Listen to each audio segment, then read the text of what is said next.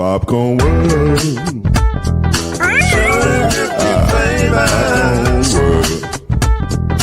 Popcorn World. Yeah.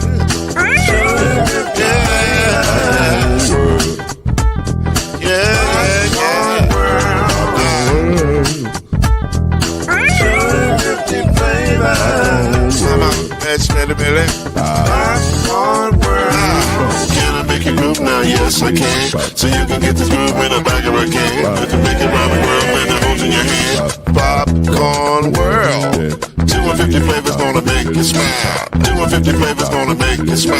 250 flavors gonna make you smile. I said popcorn make you smile. Ah. Popcorn World. Popcorn World. Popcorn World. Popcorn World.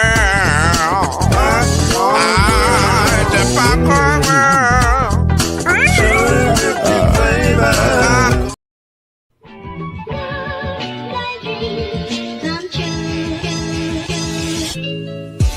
Now it's time for Believe in the ACC with our starting lineup. From Florida State, number 17, Charlie Ward.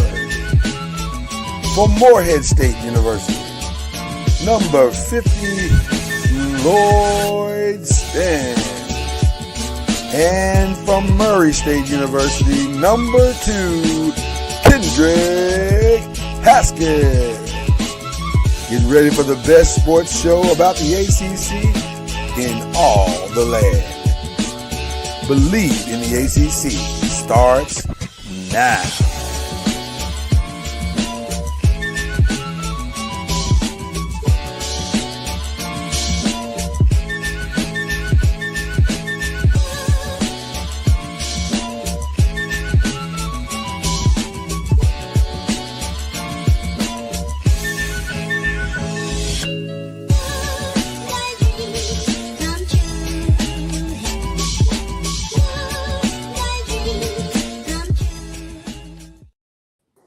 Well, listen, every now and then you do your podcast and you prepare and you say, this is going to be a great show. We got a great guest. It's going to be good. But this turned into like a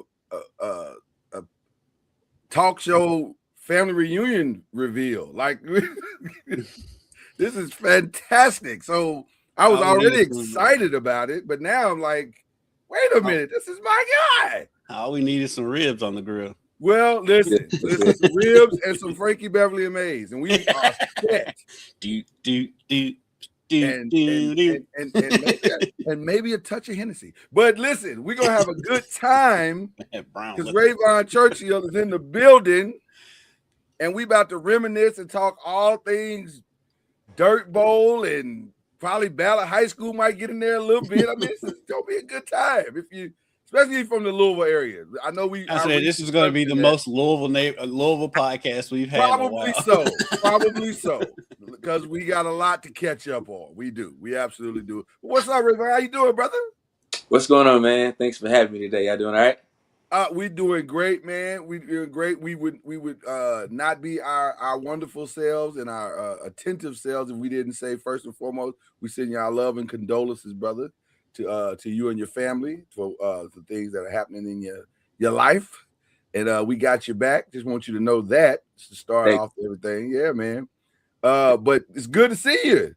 You look good, brother. Thank you, man. It's good to see you too. When I saw your name, I was like, wait, I know this name. It's right. Yeah. You know what's funny? I've been seeing your name since we put this together, and I'm like, Raymond, but you know how you had that back of the mind situation, like. Plus, I'm old. I done got old. That's where we are with the whole thing. I was like, I know the name, but I don't know why I know the name. And then you said, I was like, wait a minute. We've had classes together. Yeah. That's 88, 89 at Ballard High School. I know, man. It's the Ballard High School. You don't know nothing about that, Kendrick. You don't know nothing about that. Because y'all older than me. I was still in middle school in 88, 89. That is also he didn't have to do that, though. That wasn't even necessary. Yeah, he threw us under the bus. That was a shot. That was a shot. Yeah, that is. So listen, man. First of all, it's so great. It's great to see you, man. I want to talk to you how you ended up with the dirt bowl in your hands. How did this happen? Man, it really kind of was like that. It just kind of fell in my lap. Started out doing announcing games, maybe 22 years, but no, actually about 26 years ago now. And then this kind of evolved. My role kind of evolved in different leadership roles, and then now here I am. Just kind of like just fell in my lap. So I really enjoy it though, but and it's an honor. But it just really just fell in my lap. I didn't lobby for it or anything. It just kind of happened. Yeah, for those who don't know, the Dirt Bowl is Louisville's Rucker Park. That's the best, probably the best and easiest way to describe it. It's the oldest street ball tournament in the state. One and of the oldest in the country, right? In the country, yeah, in the country. Second oldest in the country. I was gonna say, and it's as legendary as Rucker Park. It doesn't get the hype that Rucker Park gets because New Yorkers always think they've got the greatest everything, and you know they're gonna be unbearable. Yeah. Right. So I couldn't have them win the finals. Oh my God, it's gonna be unbelievable. But nevertheless, it is like that. And so, man, talk a little bit about the history. Talk a little bit about what it means to Louisville and basketball as a whole. Yeah, so as you mentioned, the Dirt Bowl, the second oldest annual summer basketball tournament on planet Earth. Only the Rucker is older than us. Been around since 1969. Thousands of people have played in the Dirt Bowl, including the all-time leading scorers from both the University of Louisville and the University of Kentucky. Dan Issel and Darrell Griffith both played in the Dirt Bowl. And because of the way college sports are now, I don't think we'll ever have anybody break those records. So I think we'll be able to say for the duration, the all-time leading scorers of both of these universities played in the Dirt Bowl back in the 70s. So a lot of other players have played in the Dirt Bowl, men, women, we have kids. So it's a really big institution in basketball, and Kentucky go hand in hand. And then so this tournament and this league has been going on for so long that it's become synonymous with Louisville in the summer. And you gotta give you your shouts out to them since you've taken over, because it's really grown over the last few years since you've been over. You got the court now. The court is spectacular, and just talk about how much you've seen it grown over the years since you've been able to take over. Yeah, it's really grown. We had a couple of lean years, and like around 2009, 10, 11. I think one year we only had the Dirt Bowl. It was only a weekend. It just kind of just fell off. It was only a weekend. Then a couple of years we didn't even have it. So when Mayor Fisher came on board, he and Neil Robertson. I always got to give Neil Robertson. Shout out to Neil. Yeah, shout out to Neil. Yeah, Neil brought before he was Mayor Fisher. Mayor Fisher brought him down and was like, "Hey." Mayor Fisher was like, "Hey, if I get elected, I promise I'm going to bring the Dirt Bowl back." And so that's kind of how it started. And then had a couple of lean years. For some years, like we had to call people and be like, "Hey, we have 15 teams. We need a 16th just to make the league even. Like, can you play? You can just come on and play."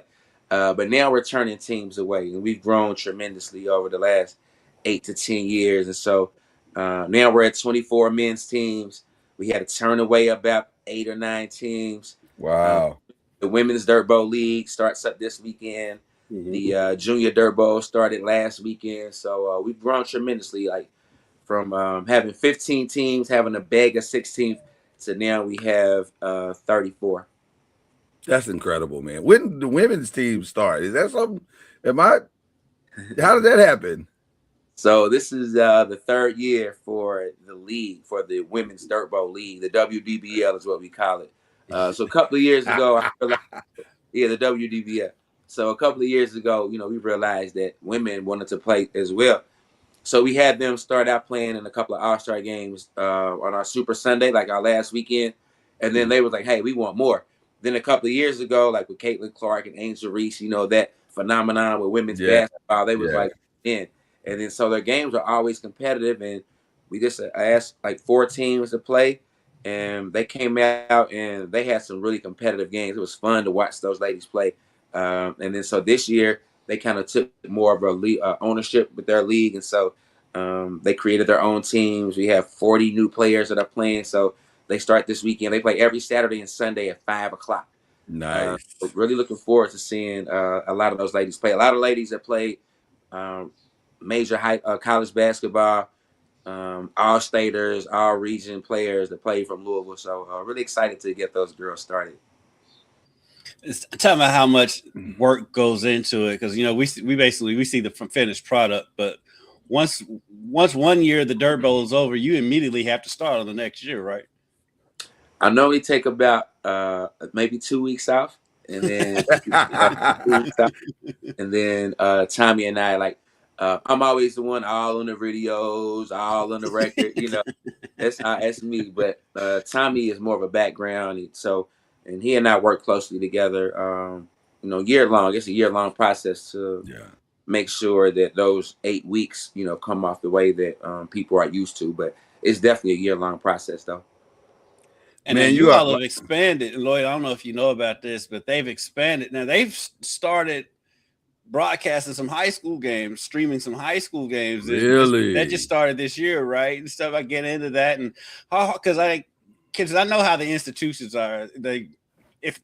For us, it's nothing, but for you all, just getting started and everything. How hard was it for you to be able to get into these high school gyms to be able to start broadcasting? Because it's not easy. People think it is, but it's not. No, it's not. I love high school basketball, and I remember back in the day when people used to actually read newspapers like Wednesday and Saturday. Days trying to get your name in the paper. Right. Yeah, you go on Wednesdays and Saturdays, and you see what happened in the games, the high school games on Tuesdays and Fridays. So this has been a big high school fan since 1982. I remember going to my first high school game in Central High School when I lived in Village West. So been a big high school fan for a long time. So I was going to some games, and I just this past year, actually 2 years ago, I went out and had a whole setup, the iPad, the tripod, and all this stuff. But it was it was kind of a job a little bit. So this past year I went and I just took out my phone and just went live one day. And next thing you know, people start tuning in and like, hey, you're going to go to this game. Hey, you're going to go to that game. So that audience grew. And then so I started having a lot of fun doing it. So they started showing up at games. No problems until the regionals, though. So we at the regionals, I'm at Valley, and I'm sitting there, I'm going live, and I get a tap on the shoulder like, hey, you have to stop your stream. I'm like, what do you mean? You got to stop your stream because of, KSHA rules and this and that. So I was like, but that made more people interested in what I was doing. I was like, why would they come cut him off? But it was clearly a lot of other people going live too. So people wanted me to go to Rupp Arena. We was getting people from different parts of the state. And then so when I started having white people from Eastern Kentucky tuning in and we were having friendly conversations about basketball, that's when I knew we were kind of popular. And so in a 1 month span, we had over 400,000 views on our high school games in a 28-day span towards the end of the year. So the Dirt Bowl Basketball Network is what it's called. That's amazing. Yeah, it's a rights thing after so far. Like once KHSAA gets involved in anything, everything gets harder than it needs to be. Right. Yeah. on everybody's end. Yeah. I was at Rupp Arena streaming the games, and I got a tap on the shoulder again.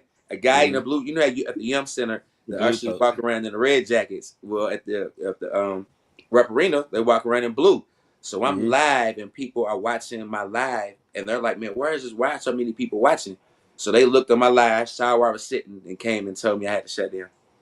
Wow. Yeah, it's a rights thing because they do broadcast there, so that's a rights thing. But for the regular season game, your local games, you should be all good. Yeah, I'm all good. So I talked to some people from JCPS. Shout out to Miss April Smith. She's the JCPS athletic director. She was like, no problems. But then I don't know what we're gonna do about the regionals and the districts.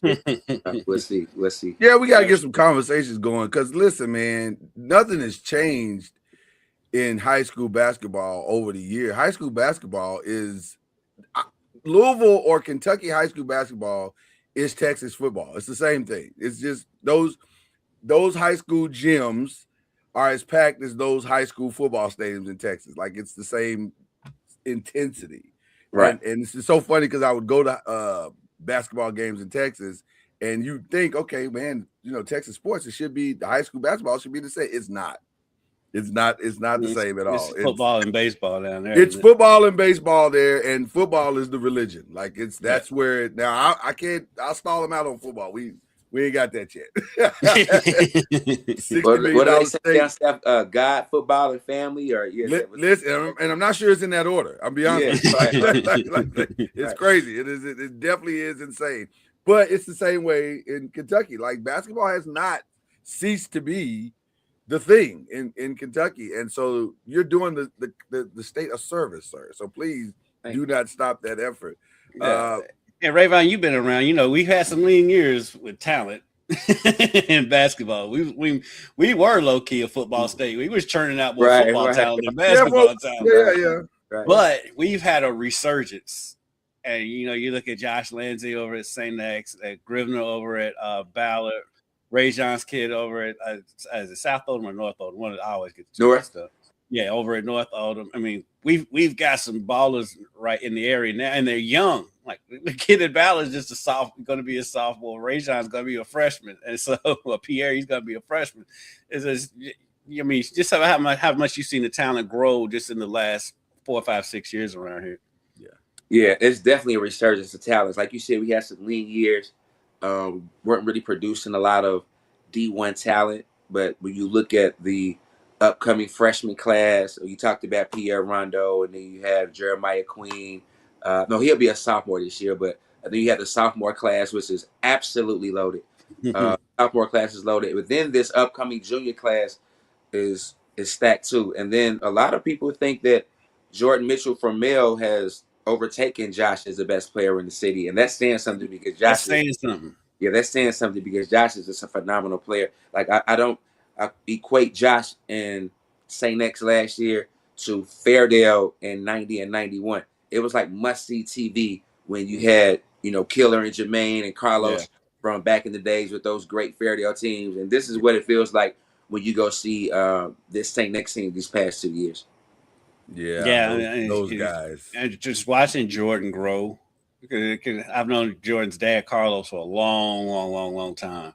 So I've watched Jordan literally grow, and he is phenomenal. He's got size too. Josh is still a little small. Yeah, Jordan's got size.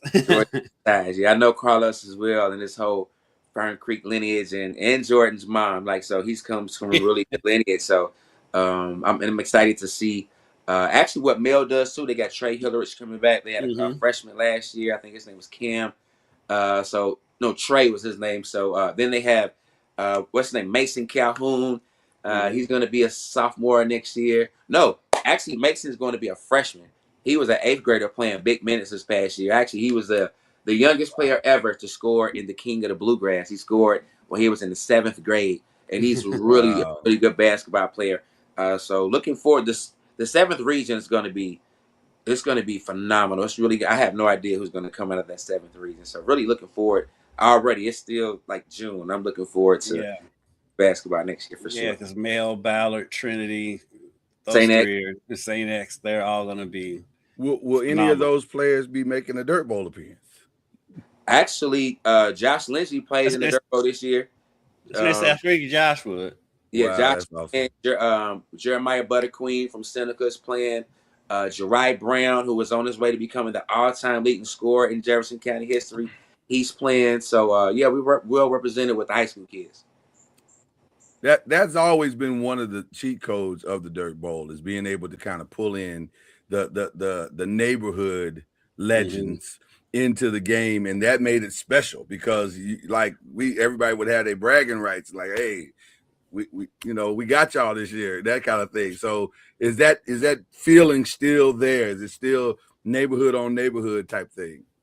Absolutely. It used to be very neighborhood centric. Now, with some neighborhoods like no longer there, like all the the housing projects like Cotter Homes, Southwick, Clarksdale, Shepherd Square.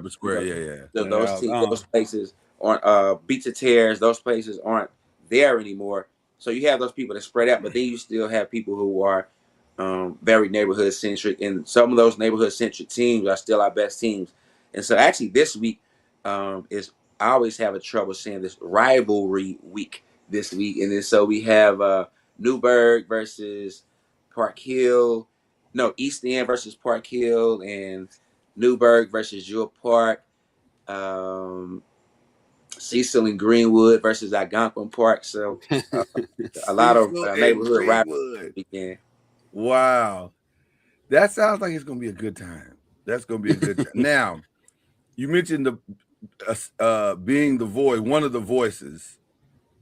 Are you the voice now, or are we still Corn's still the voice? I was gonna say, Cornell. because there was a voice that was still there. Yes. And by the way, shout out to you also.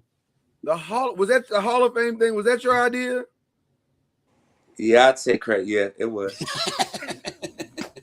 You should take credit. Listen, Take your credit. Brilliant. I think that is a brilliant idea.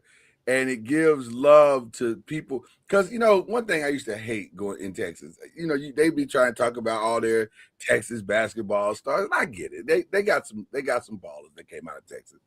But also, I put our ballers up against anybody. And so to be able to recognize the Louisville legends, I think that is phenomenal. And listen, if we want to go state for state, let's have that conversation. Yeah. We got some ballers.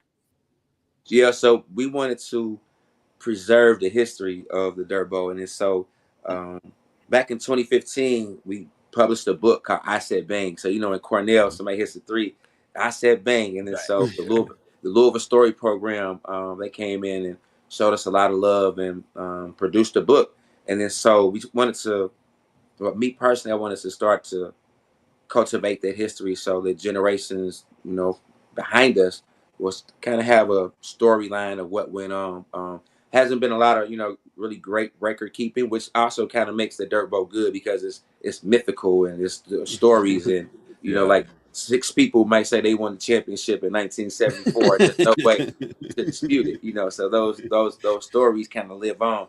But then we wanted to recognize some people from the past. And so, you have the kids go out and play these tournaments and they come home with these rings. And I'm like, man, where are you getting these rings? So the guy did some research, like, they're not too bad. So we just designed some rings and then asked the community, asked some people, like, who do you think should be in the first inductees into the Hall of Fame? And of course it was Griff, and of course it was Cornell, of course the founders of the Dirt Bowl, the late great Mr. Ben Watkins, and my good friend Miss Janice Carter Miller, who's still she's still living, still breathing.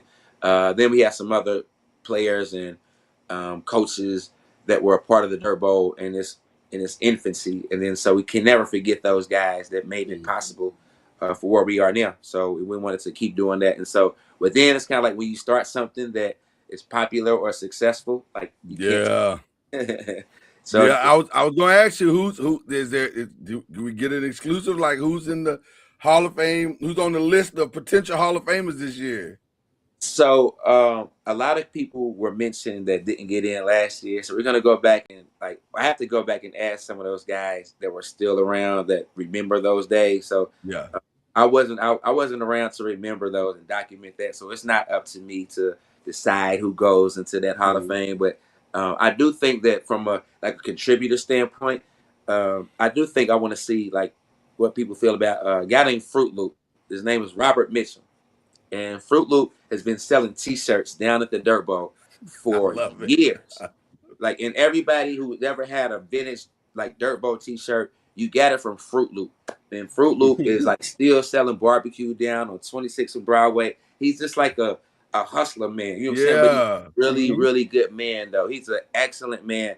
And he gets love from a lot of people. And he's well respected. And then so somebody like that, people like that who, we want to also recognize and be like, hey, he was a part of the experience, the Dirt Bowl experience. It's not just about basketball and the games. It's the whole culture, it's everything that goes into it that makes the Dirt Bowl what it is.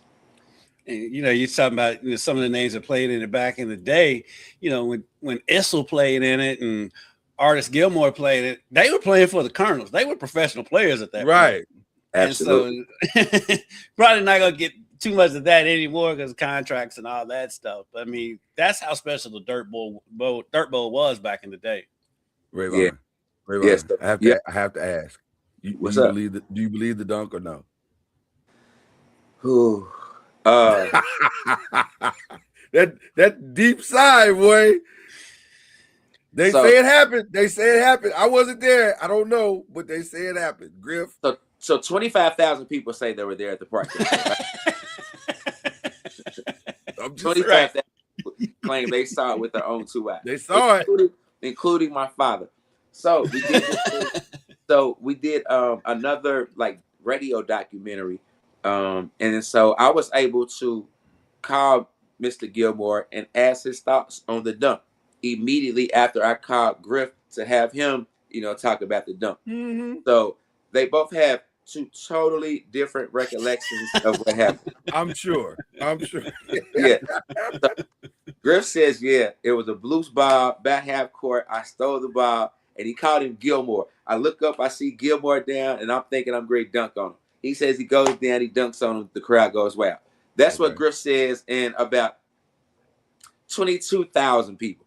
But there's about 3,000 people who said they were there. Like, nah, it didn't quite happen like that, including like Butch Beard. He said, nah, it didn't really happen like that. And Gilmore said, nah. So Gilmore said, now, I respected, what Daryl Griffin became, but come on, man. I was playing for the Colonels. I'm 7'2". You think some little 9th grade kid is going to come dunk on me? That's exactly what he said.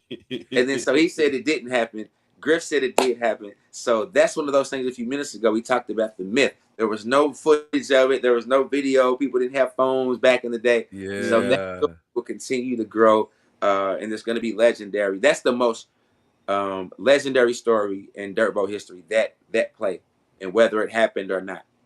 It's so legendary that when Lloyd said that, all 3 of us knew what he was talking about. We knew it. Yeah. Right. What's understood don't need to be explained. So there you go. So what legendary thing you think is happening this year? Like, what are you most looking forward to with this particular run of the Dirt Bowl? This year we've gotten a lot younger. Like in the past, like people who were familiar with the Dirt Bowl from years ago, they got a little older, they were playing, and then some of the younger kids, they didn't think that the Dirt Bowl was cool because we had fallen off a little bit. So we had to make ourselves cool and relevant again. So where the young people wanted to play, which is why like Josh Lindsey actually played a couple of years now. But we wanted to make it cool to where younger people wanted to play. And then so we've gotten a lot younger this year. We've also wanted to get more diverse. And then so in the last 2-3 years ago, we had a predominantly white team called Church League that came down to play. They weren't very good that first year, but they were very competitive, and they were just some really, really good, high-quality men. And we loved them being a part of the Dirt Bowl. And then the second year, they got a little bit better. And then this is their 3rd year, and they really have a chance to maybe shock some people and go far in the tournament. And then so we wanted to get diverse. And then so this year we had 2 more predominantly white teams come. So now we have 3 predominantly white teams. And those calls were indicative of the temperature in the city. They thought that because they were white and because the Dirt Bowl was played in Shawnee Park in West End, that they wouldn't be included or they wouldn't be accepted. And I was like, man, if you can hoop, then you should come play at the Dirt Bowl. So they come down and they love the experience, and they always walk away and it's like, this is totally different from what I thought or what I was told or what I expected. And so that was a good story. So we really enjoyed that. We want to be more inclusive. And then another thing, we wanted to grow the Junior Dirt Bowl. So this year we do have 60 kids on 6. We have 10 kids on 6 teams. So 60 kids, 12 girls. Dope. So it's co-ed. So have 2 girls on each team, 8, 9, and 10-year-olds. So then we have some kids and players from Simmons College. They come down and kind of help them out and they practice before the game on the other court. So it's really community-based, community-driven, the Junior Dirt Bowl. And that's what we're looking forward to growing. It's to the point now. You got U of L bringing recruits down to watch the Dirt Bowl.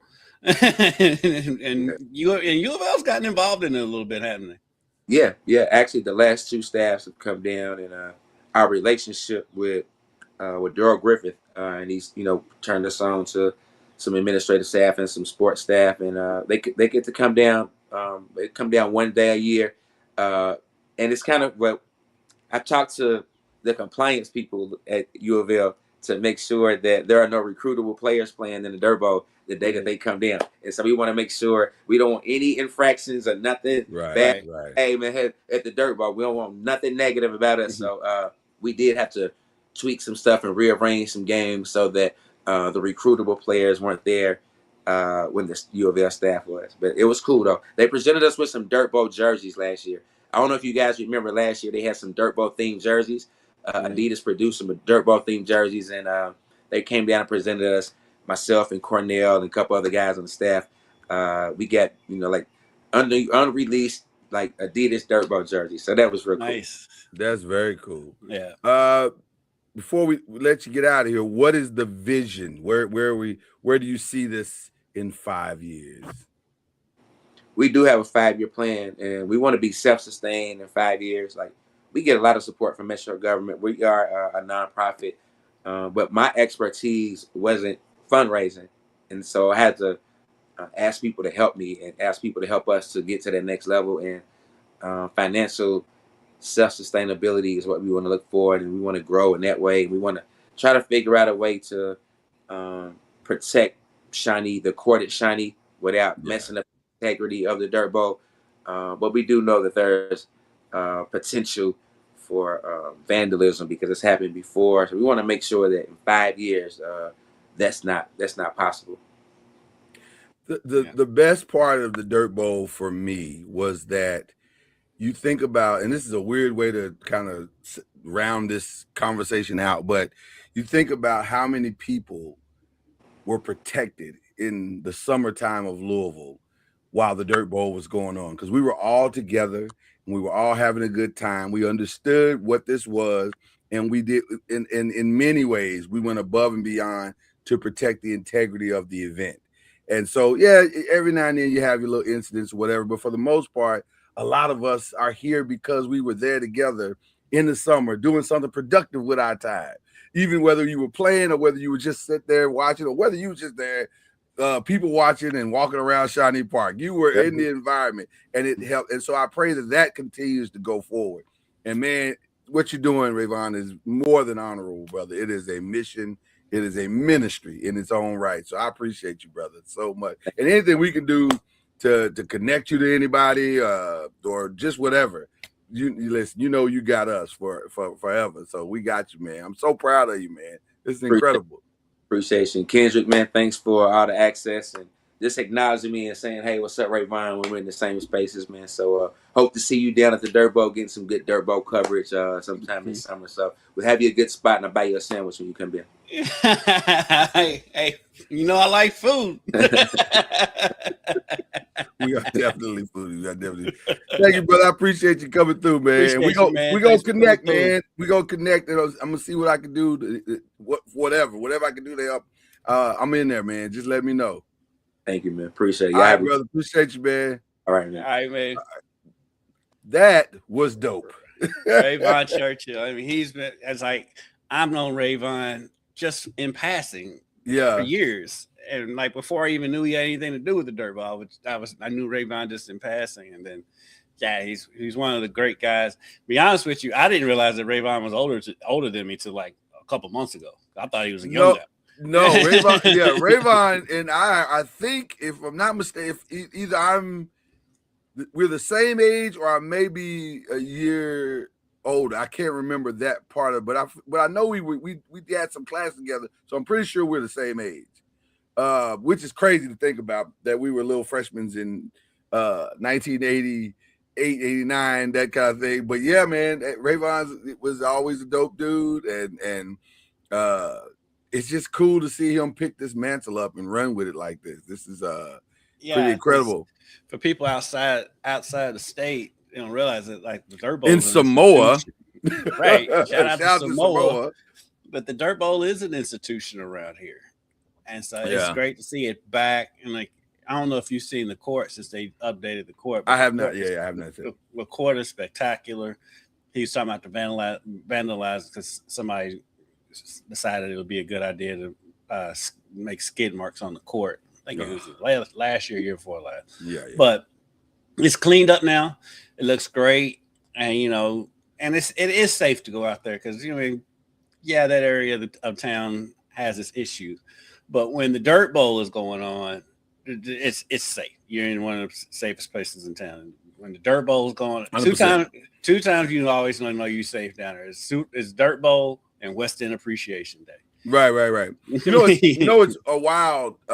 When my first job out of college, I worked at the Presbyterian Community Center. Shout out to OPCC over in Shepherd Square. And my first year of that, I and my Metro Parks coordinator, his name was Keith Abel. Shout out to Keith Abel. He and I got together and said, "Man, let's take a couple of teams down to the Dirt Bowl." And so we did. And in our very first year, we won. It was a high school division at that point. Yeah. But we won that version of, well, it's all high school division, but we won that year, and we were like, we were so excited because we couldn't believe it. Like, to win your first year is crazy because that doesn't normally happen. Right. There is a learning curve normally, but we got real fortunate that we had a bunch of kids that were from Atherton and from Male High School. Matter of fact, if I'm not mistaken, correct me if I'm wrong, but I believe Larry O'Bannon was on that team. I think he was right before he went to, obviously he went to Louisville, but yeah, he was. I believe he was on that team that first year because he and his sister worked at the Presbyterian Community Center, so that's how I got to know him. But yeah, it was an amazing event, and we had a good time. That was the first time I'd been on that side of the ledger as far as I wouldn't say I was like the coach. I was like more of a GM, like financing the situation. But but I enjoyed it. It was a phenomenal experience, man. And so the Dirt Bowl has always been near and dear to my heart. Plus, listen, in the summertime of my high school youth, it was a good time. It was a good time to go down there and just hang out and kick it. Yeah, and I said he's bringing it back, making it younger and making it cool. A kid like Josh Lindsay, he carries the weight to be able to get the younger kids to come because he has become such a name around here. And Josh is only going into his junior year in high school. And so, I mean, I don't know if you've seen this kid. I've not had a chance, no. He's not very big. He's not very big. He might be my height, maybe a little. I think he's right at my height. Yeah. But he has like a 44-inch vertical. Wow. Yeah, and he gets at least one every game, and so he's gonna catch a body. Yeah, and he's improved his jump shot tremendously. Because when he first came on the scene, I was first hearing him, and I was like, oh, he's just a dunker. But now he's developed, and he's got some muscle, he's got some definition, so he's coming. I think depending on what you're looking at, he's a 4 or 5 star now. Really? Wow. Yeah. Wow. And then the other kid we were talking about, Jordan Mitchell. Mm-hmm. I've watched this kid grow since he was in middle school. Like I said, I've known his dad forever, and I've watched him grow literally and physically because he's grown up to Jordan's probably about 6'3", getting close to 6'4" at this point. He's put on weight. He's the coolest cat this cat. I mean, he's got the fro going. He's got the style. His dad is stylish, and so he's going to be a phenomenon too. And then Mason Grivna, he's a freshman at Ballard High School. He's I think he's already he's either 4 or 5 star already. And this kid is phenomenal. And so and of course there's Pierre Rondo. And so we've got some talent coming out now. It's been a while, but this talent has been around here in a long time. That's always been my favorite part of Kentucky high school basketball is the next guy. And we've always, when we were growing up, we always had a next guy. And for a long time, when we were younger, if you won the 6 or the 7 region, you pretty much won state. That's how it was going to work. Like, if you could survive that. Because, in our day, the 6th region was the right. You won the 6th region, he was going to win state. Well, yeah, because that was from PRP and Fairdale. Yeah, don't remind me. Don't remind me. I was in the 6th region at that time. I still remember being dunked on by Carlos Turner. So let's move on from this. Let's move on from this conversation.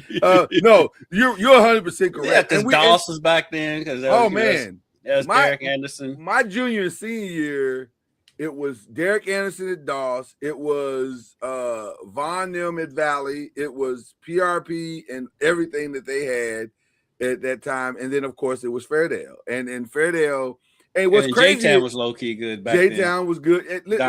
What was crazy is we had a 7-footer and a 6'10" guy, and anytime we played outside of the region, we had success, except for like Mel, obviously, because that was Jason and those guys, and then of course but Jason came along with me though. He did, but same age. He did, but his junior year was my senior year, I believe, if I'm not mistaken, and he was really good then. Where year did you graduate? I graduated in 92.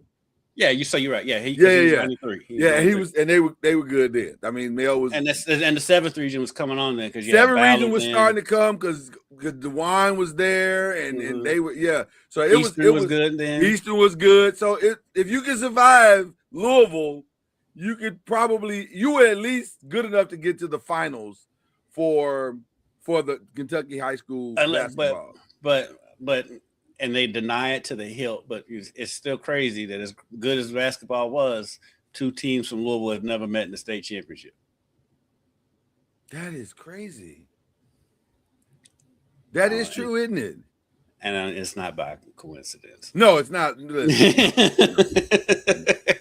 Anybody that lives around here knows. No, we all understand how the politics work in because I've witnessed it.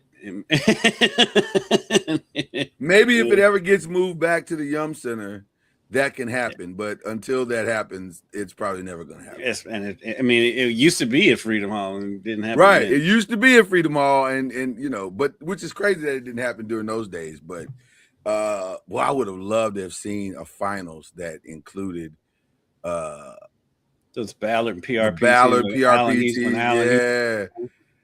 The only team I think that could have in the 7th during at least my 4 years that could have competed was probably Mel. Mel was really Eastern was good too. Eastern was good because they had Eric Kinslow, Matt Anchorage. Yeah. Was that Felton? Felton was before. Felton was a little bit before. Yeah, it was a little bit before. Because I thought Felton and them were gonna go in that Ballard run. And Ballard beat them. I don't know how. Ballard was good. Like Al and all those guys were really, really good. Like and like DeWine was young on those Ballard teams. Yeah, he was a freshman. DeWine actually was in the 8th grade. DeWine's in your class, right? Yeah. DeWine was in the 8th grade when they won that. They were trying to get him. There was a lot more challenges to get DeWine to or to get 8th graders to play all the way up. And so he couldn't. That's not as prominent. It wasn't as prominent then as it is now. Right. Matter of fact, fun fact, DeWine actually left. We can say this. We can talk about this now. DeWine actually left and went to Texas, and then they brought him back. You know what? I vaguely remember that. So we gotta get DeWine on the show. I've been telling them we're gonna get. We do. We gotta get the Oos on the show and have him. We go through some reminiscing there as well. People you'll ever meet. and it has always been. Always been, and since I've known him, and I've known him since his 7th grade year. So he's always been just a great dude. So, but that was a lot of fun. Seeing Rayvon brought back a lot of memory. It's funny how stuff gets buried in your mind until you see somebody, and then all the dots get connected. Like, oh, that's right. We sat at the lunch table and we did this and we did that. And so it was kind of cool to see that. So great fun this morning to start the morning. This has been a Louisville ass show. listen. Which is it's funny. I was not gonna wear Louisville stuff at all today. I had a whole different thing that I was going with, and it was like the Lord was like, put on your Louisville stuff. And now I understand because this was a Louisville-based show. So there you go. But now we have to go to New York, the concrete jungle where dreams are made of. Because if you watch First Take, you would think there was a station in New York. I'll say this: it's gonna be a long summer because they did what no one thought they could do. And listen, I did not have the Knicks. I didn't have the Knicks winning nothing this year. I especially now I wasn't. I thought they could get to the finals just because of all the injuries in the Eastern Conference. I thought that they could get to the Eastern Conference Finals, but I felt like I was probably more Cleveland than I was Knicks. I was probably more. I just don't believe in Cleveland yet. That's I thought they were playing well, and then listen, shout out to the Knicks, man. They were not the most talented team, but they were the most complete team. And they were a team. They were a team, and they did all the team stuff. Now, the way that they won is crazy.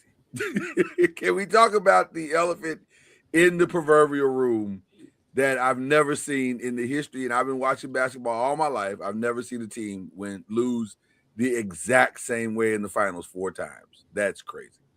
The Spurs literally won 15 quarters of basketball and lost 4. And the 4 they lost cost them a championship. That's a crazy reality, Kendrick. To lose the same way in every game and almost lost the same way in the game you won. Yes, and really should have. Really, and all it was just about the mistakes that the Knicks made, like 2 or 3 more mistakes than you did. You didn't do anything to win it. It's just they just made a little bit more mistakes than you did. Yeah. And so he's a young coach, and I get it, but you've got to make some kind of an adjustment in the fourth quarter when you notice the same thing is happening every game. Because they won game 3. And the first game in New York. Yes. And I remember watching that game because it was on when I was getting ready to go out to the set for the 11 o'clock news. Mm-hmm. And they're laughing at me because I'm screaming at the TV, stop shooting all these threes. And they ended up winning that game. Right. And I'll be damned, the very next game was the exact same thing, and they lost. And then the next game was the exact same thing. The exact same thing. They lost. And then the next game. Because the 29-point comeback, you can't look at that game and be like, the Knicks did anything special. No, they didn't do anything special. They made shots, but, I mean, shout out to them for making the shots. But when the other team is up 29 points, for one, why is Wemby in the game so much at that point? 2, why are we shooting 3-pointers with 18 seconds left on the shot clock? It was baffling. It was to watch it in real time. And I'm gonna tell you something. Like you said, because of the way game 3 unfolded, as you're watching game 4, for me, it was the third quarter, right around the 8-minute mark, and they shot the first one. And I said, well, that was a bad shot. I want to say it was Castle that shot that first one from the right side. And I'm like, that's a bad shot. And then Vassell came down, and like, that's another bad shot. Stop shooting these threes.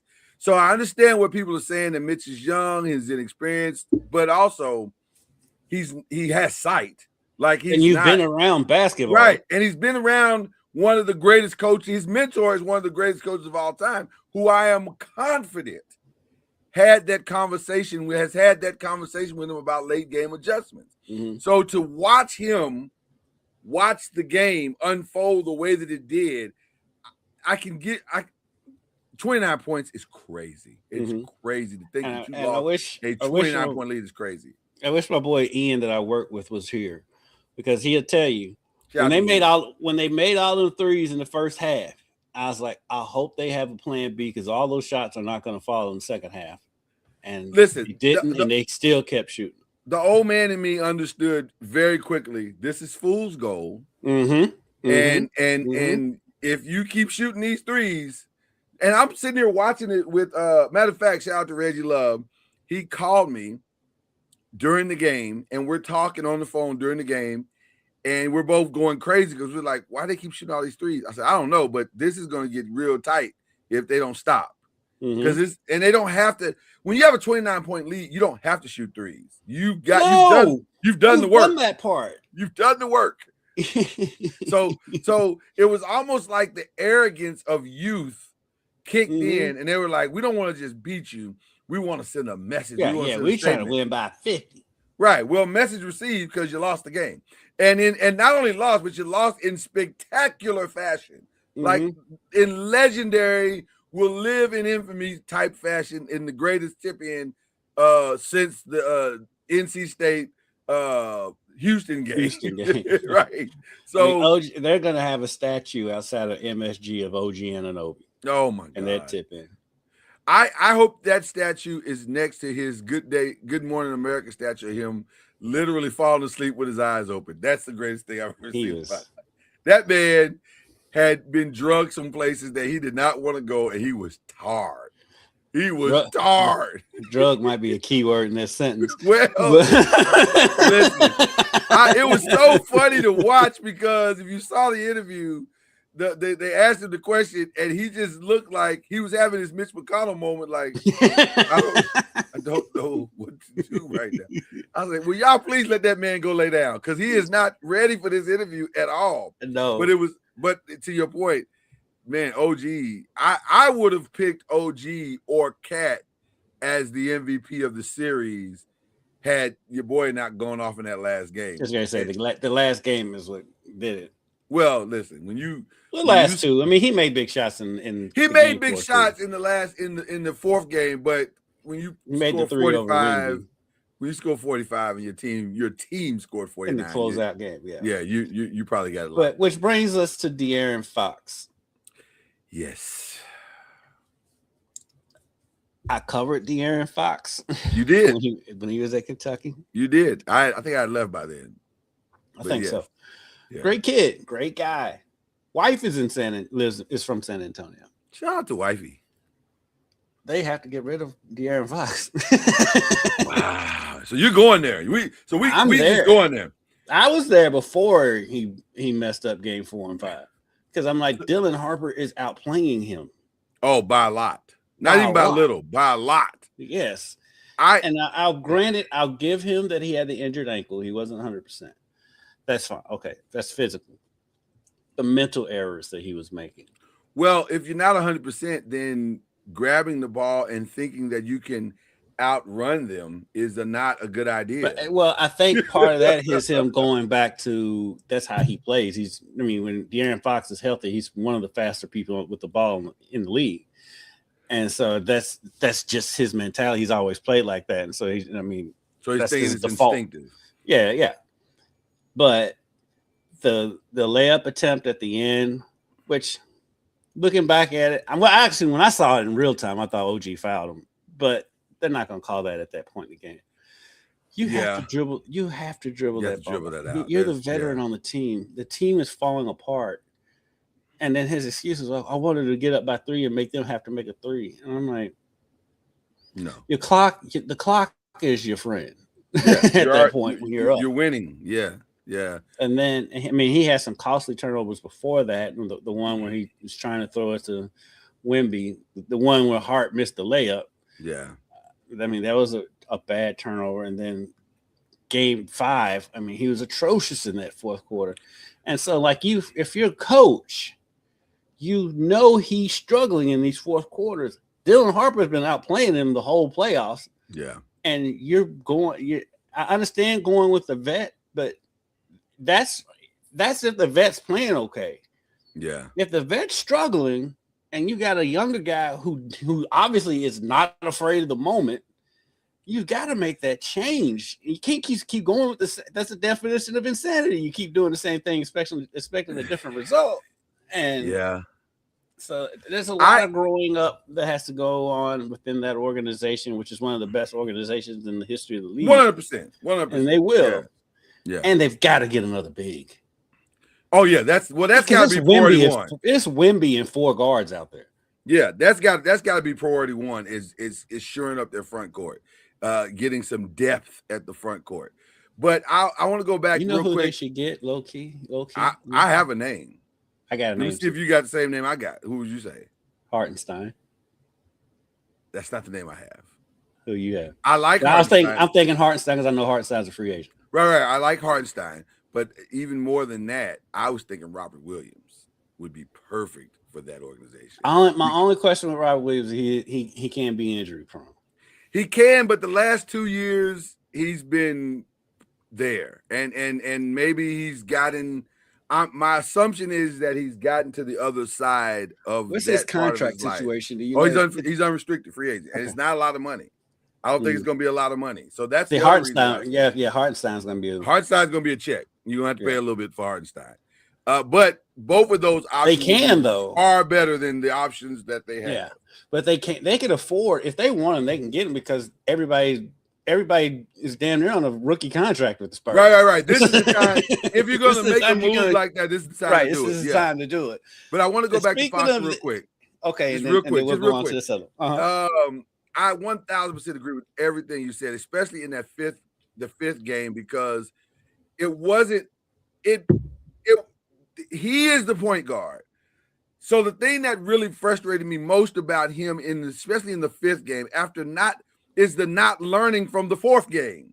Why are you coming down off curls and rushing shots from the elbow? Like you said, at the 18-second mark of the shot clock or the 12-second mark of the shot. Like, you got time and you have the ball.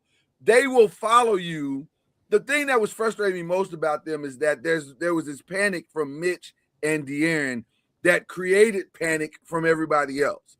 And I think that's what Shaq says it all the time. If the general doesn't panic, the troops aren't going to panic. And it felt like the generals were panicking. And I knew the Spurs were in trouble. And this is really what I wanted to get to. When Mitch said before the game, well, De'Aaron's going to have the ball in his hands.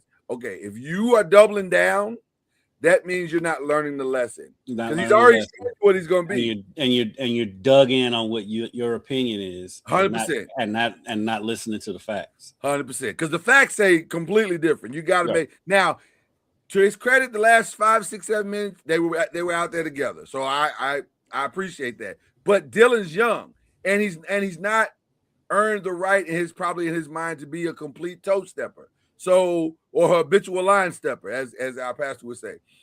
So he chose to defer to De'Aaron, thinking that his 8 years of wisdom would guide them to better decisions, which it did not. So that was crazy to me. All right. The line stepper is our associate pastor. That's Charlie. Oh, yeah. Well, listen. 100%. 100%. But moving on to the news of the day that broke last night. Yeah. Trae Young. I saw that. What are the Wizards? I don't know what the Wizards are doing. I don't know what they're doing. Because you know what's funny about that decision? So it sounds like he declined it. For those who don't know, Trae Young declined $49 million. Okay. Now, normally when a person declines $49 million is because they think they're getting $59 million or more. If that is true, my first question is, why, Washington, would you do that?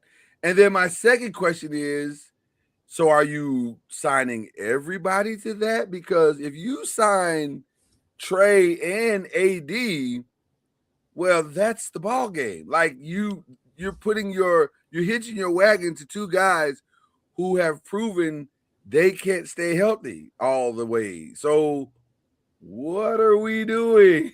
I'm thinking is because the way the NBA is set up, you have to have a max guy. So that's why, and I guess Trae. By the way, I did some research on that. That's not really true. That's okay. It's what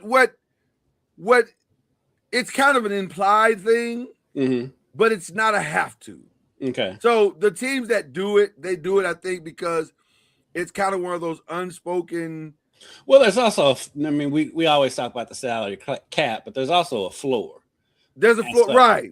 And also, that's why when for people who don't understand, when they talk about big contracts are good contracts, it's because it's for teams like Washington to keep them from hitting the salary floor. Exactly. And then also it's kind of a handshake thing with the union. I think they just like, we're gonna keep at least one solid max player. But is Trae Young the max guy?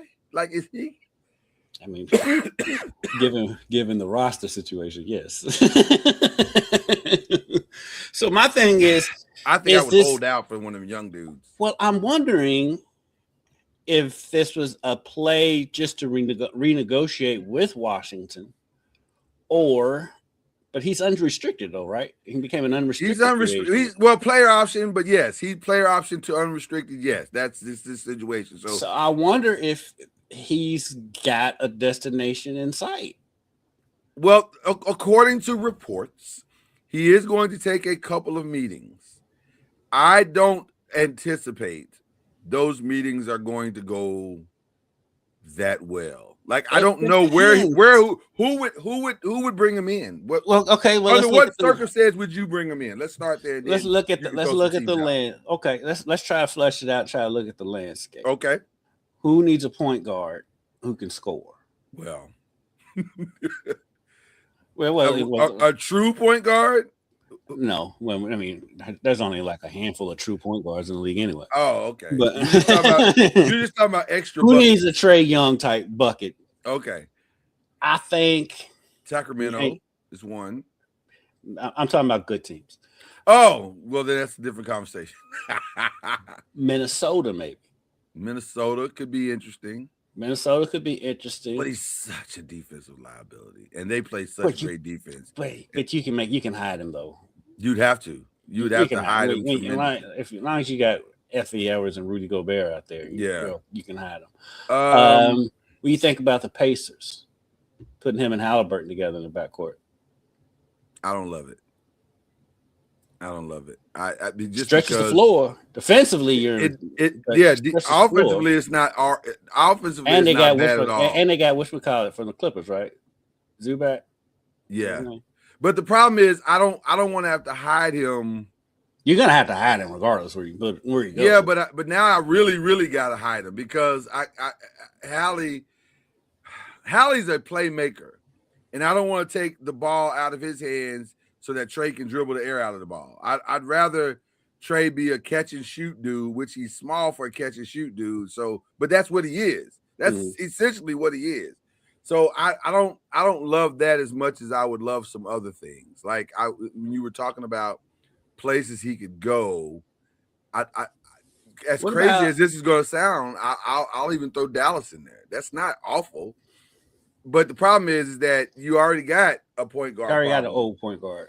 Well, and not only that, it's the money is insane because he's going to ask for more, and you're already paying that with Kyrie. But it sounds like they don't want Kyrie, which I can understand that. Not that they don't love Kyrie's potential, but it's like the money. It's the money. Like, I'm paying this dude who's 35 a lot and coming off another injury. I think he's coming up on. I think is this last year in this contract? It's got to be. I think so. And listen, I'm not one of them that loses their mind when I see an internet video of somebody playing great from the NBA. Like, yeah, he's supposed to cook this college kid. Yeah, whatever, or non-NBA player in general. Right. Of course, he should be cooking this kid. I'd be concerned if he wasn't cooking this kid. Right. So no, I don't get caught up into that part of it. What do you think about Orlando? They need help. They do need help. They do need help. That's not actually a bad spot because they don't have. Because Desmond Bane's not a point guard. No, and he can play point, but he's not a point guard. He's not a true point guard, and he's not even a consistent enough scorer. So maybe getting him off the ball and having somebody dynamic like Trae Young could help open up the court finally for Paolo Banchero, who seems to be running into doubles and traps all the time because there's nobody else on the court. And that's what Bane was supposed to relieve. I don't know why they thought that though. Because he's a shooter. He is a shooter, but he's not a creator. I get. Yeah. Well, I think they're thinking. And I don't think they're the only ones who think it, even though I think it's the wild idea that people think this, but I've seen it multiple places. They think that Paolo Banchero is like a LeBron, and he's not. He is not, though. He's not a playmaker like LeBron. No. I don't get that comparison. But what do you think about another one? And here's the other part. I don't think he ever will be. No, that's not his game. Which is why he's not a playmaker. Well, let me. It's not a knock on him. He's just not a playmaker. No, for other he's players. not. I don't even think he's a true number one. If we're being honest, I don't think he's a true number one. I think I'm he's a great player. Yeah, I think he's a great player. He's just not. He's a 2. Which is why I don't know why they wouldn't be in the Giannis conversation. Because Giannis, or even the Jaylen Brown conversation. Get in one of these conversations. I can tell you why Giannis ain't going to Orlando. 2 more teams to throw out there: Phoenix and Detroit. Phoenix, but then you right back where you started with the Chris Paul thing, like that. An undersized point guard. Booker's running the point more there now anyway. Yeah, but he wouldn't in that scenario. They would have to yield to Trey. Not really. No. You want Trey playing off the ball? Why not? He's a scorer. Is he though? That's the other thing. He's averaging like 28 points a game. He does, but the one thing that I think we've learned from our De'Aaron Fox experience is that just because a guy's averaging a lot of points on a bad team doesn't make him a great player. Well, I mean, his points would take a step back, and then my other team is a team that desperately needs scoring. Okay. Detroit. Now, I actually kind of like that. I think Detroit makes the most sense out of I actually kind of like that a lot, because if Duren can't give you, because then you can almost justify giving Duren a $200 million contract at that point. Because right now, giving him a $200 million after that last playoff series is crazy. That's crazy. Fam, you are so far away from a $200 million contract right now. We are not there for that, ready for that conversation. Even though I understand you made your first team, second team defense. I got it. You qualified for it. Get your money, man. All-star. Yeah, get your money. But also, if you're Detroit, if y'all write that check, y'all are more insane than I thought you were. Because he's not a $200 million player yet. Not yet. Well, the thing is, he may not be yet, but his contract is up. His contract is up. So you gotta give him something that he can live with. That's good.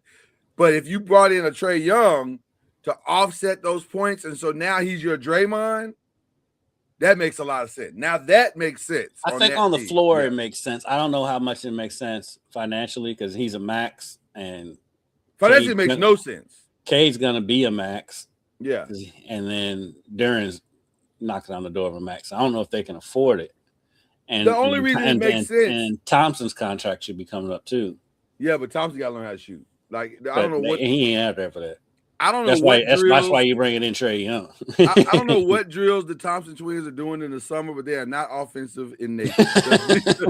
Neither one of them can shoot worth a quarter. So they got to figure that. I would strongly, if I was Detroit, I would look at that Trae Young thing strongly, because that could fix a lot of things. And what a great backcourt that would be with Cade and Trae Young. Now Cade takes all the pressure off of Cade to make clutch shots, to get them in and out of offensive sets.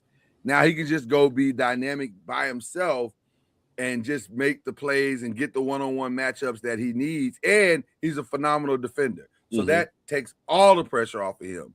And then it takes all the pressure off of Duren. So now his 10 and 10 or 10 and 15 looks that much better because he's just doing all of the stuff don't nobody else want to do. Right. And it justifies a $200 million contract at that point. So I love that more than I think anything that we've talked about. Yeah, that would make a lot of sense. But again, Trae's supposed to be taking some conversation, but I am also hearing that the Wizards might re-sign him for 3 years or something is what I heard. 3 years and something. Yeah, because that was really my initial thought when I saw it. I was like, he just must be renegotiating. Well, and I get that, but then I don't, because are you if you're the Wizards, you're running it back with Trae Young, Keshawn George, Bilal, what is it? Koulibaly, Anthony Davis, and Alex Sarr. That's your 5 that you're running back. Well, no, I guess you're going to have AJ Bonsa, or Peterson. Which, by the way, that's a weird story. that Peterson said he's only meeting with the Wizards and no one else. Really? Well, I mean, he must know that the Wizards are going to pick him. So I was gonna say either he knows the Wizards are going to pick him, or he is suffering from a tremendous case of delusions of grandeur. Like, I think I mean he knows he's going to be number 1 or 2. So is there a scenario where the Wizards trade out of 1, get more picks, and they are because I guess you can live. You're the Wizards. You can live with having Peterson over DeBonsa, I guess. Or this might be a Sam Bowie Jordan thing. I don't know, but I can see a scenario where Utah tries their best to get DeBonsa. Well, listen, it makes sense for them to do it. It makes sense, and they got picks and they got players. Walker Kessler could not be louder about I want to leave. And by the way, I think he's going to leave because they got a log jam at that position. They got and he's a perfect fit for your Lakers. I know. That's we've been trying for years to get Walker Kessler, and for whatever reason it hasn't happened. But it hadn't happened because Danny Ainge hates us. Yes, Danny Ainge hates the Lakers. Yeah, and also we done nothing to help that with this Luka situation. That was diabolical on our side.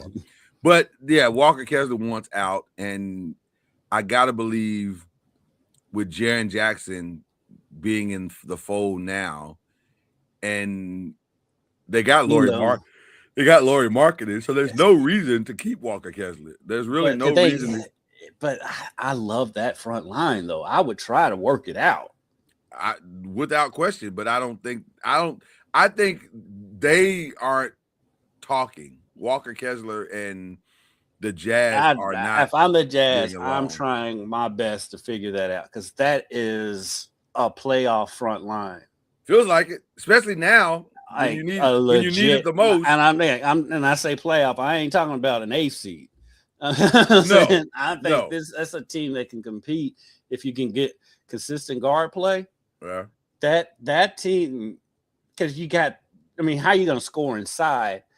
And Jaren and Marketing can are good 3-point shooters. They stretch the floor, and Kessler can do his thing inside because he's going to get one-on-ones. Yeah. And so I'm trying my best to mend whatever fences they need to mend because that is a playoff roster. Well, here's some other things that makes it interesting because they still have Oscar Tshiebwe. Yeah. Who is there and growing and understanding slowly but surely, but they're bringing him at a nice pace. So I think that kid is going to see the floor at some point to do all the dirty work, which is what he'll be the bulk of his NBA career. Right. And then they still have there's somebody else that was on that team. I saw the roster and I was like, oh my God, I can't believe he's still there. Give me a second because I'm having a brain moment here, an old man brain moment. We all do. As we all do. Oh, Filipowski. That's who it was. So they still got Filipowski. And the reason why I bring those names up is because you can get younger and also kick the salary cap down the road a little bit. So Philip, is there anything that Kessler does that Filipowski can't do? Probably not. Yeah, defend. Well, Kessler's one of the top shot blockers in the league. He is, but I would think at some point Filipowski, because he's so young, he'll come into that. I would think. No, I think you're more dependent on Jaren Jackson because Jaren Jackson's also a top. Well, Jaren Jackson is going to be around, but you got. My point is, you've got a window to where you don't have to force the Kessler thing if you don't need to. And then also you still have Yusuf Nurkic if he's going to stay. I don't know if he's going to stay, but you have him. So there's a log jam at the forward center position they're in a position where they could afford to let him go. Right. And I guess. But I hear what you're saying as well. But I also think financially it may make sense to let him go too. But I really like that front line. No, I can't argue with that. I can't argue with that. The key to the whole thing is Ace Bailey taking another step. If he can take the next step, then you've got something really special happening in Utah. And so it makes a lot of sense for them to go get AJ DeBonsa and just sell out to that number one spot, especially if it appears that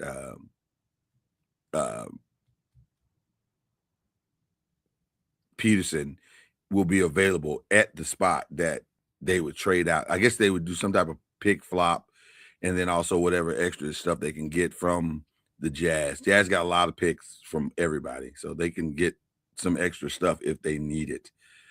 So that'll be very, very interesting. Another part of this also that makes this very, very interesting is that I'm hearing a lot of rumors that the OKC Thunder are going to make a power move, to get Boozer. They really like Cam Boozer from what I'm hearing.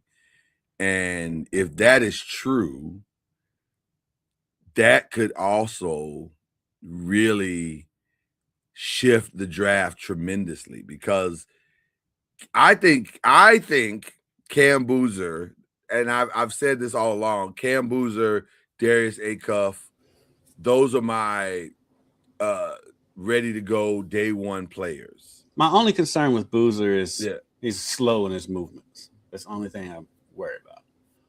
100%, but I don't see the Jazz as a run team. I see them as the traditional. He's definitely kind of play on a team that's the traditional move, run the shot clock, and get the ball inside. Yeah, I can see them. Which if that's, I mean, not say the Jazz. I didn't mean the Jazz. I apologize. Well, no, I did mean the Jazz. I don't see them as a run team. So I think he's a better fit for OKC because they got to fix their Hartenstein problem. Now, counseling, we mentioned counseling on the show. That's going to also help fix that problem. He's going to need a tremendous. He and De'Aaron Fox could just book, like, block the hour.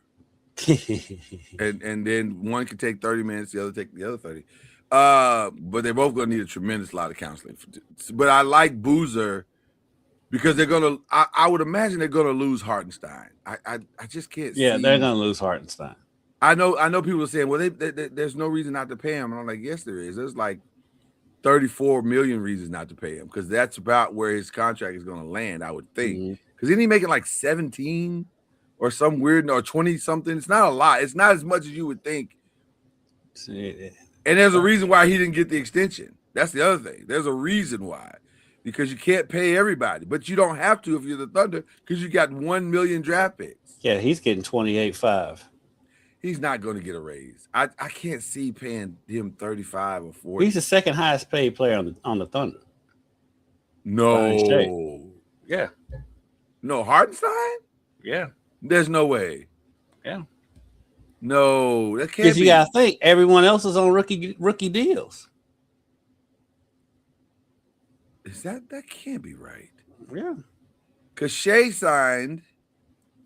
Yeah. And then, the extensions haven't kicked in yet. That's what it is. That's what it is. That and you have to. Yeah. The extensions have not kicked in yet. Yeah, and everybody, they kick in this year. They kick in this year. So Shea's going to jump. Last season. Last season, Hartenstein was the second highest paid player on the team. Right. But even with the extensions, they're not going to go that much. It's going to be significant. Last season, Shea made 38. Hartenstein made 28.5. The next closest is Caruso and Dort, and Dort's out. They're not bringing Dort back. So even with their extensions, he still would be one of the highest paid players. Well, Dort's out for sure, but the problem is everybody's the three top players, all their extensions kick in next year. So Jalen Williams will make like 40 something, and then Chet's going to make like 40 something, and then Shea's going to make like 40 plus, almost 50. Yes, so Hartenstein and Dort are definitely gone. I would think so. Caruso may be gone. I think Caruso it's very likely Caruso could be out. But that again is all the more reason why you go make the move and try to get the names I've heard are Cam Boozer if they can get that high, although I don't know if they're going to be able to get that high. And then also I've heard Yaxel maybe possibly as a, They as might a be able to get him possibility. later in the draft. They might be, and so it just depends on how they want to play it. But they got the picks and they got the players to be able to make some kind of move. So I would expect they're going to make a move. I've heard Denver's going to make a move. They got some stuff that they can feel like they can manipulate and work. So You think they bring Murray back? Ooh, wow.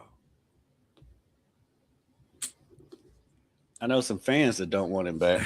There's a lot of people that don't want him back. I've been saying for 2 years now that my move with Murray would be a straight up trade with a very desperate Ja Morant and send Murray to Memphis. Now they have their guy, and you have I think Ja and Jokic together could be special, and it would fix Ja. If The he would only issue is shooting because Ja's not that great of a shooter. Playmaking for the both of them, yeah. Well, you got to go put shooters around them. That's the biggest thing. The assist totals between the two of them would be ridiculous. You got to go put shooters around them because also I'm hearing a lot of they may move on from Aaron Gordon talk, which is crazy to me because his health. Yeah, but man, he's done everything right and he's gotten better. He's gotten better. I ain't gonna lie to you. You see this car that Clyde Frazier's in? I pulled away from it. Let me. Oh God, Clyde Frazier is. Let me tell you something. There has never been a player in the history of basketball that fell in love with the 70s more than Clyde. He is all in on the 70s. He will never. He's never leaving. By the way, he's never leaving. I picture Clive Davis's alarm every morning being Clyde Frazier's alarm every morning being diamond in the back, sun rooftop. That's how he wakes up every morning. Curtis Mayfield. Right.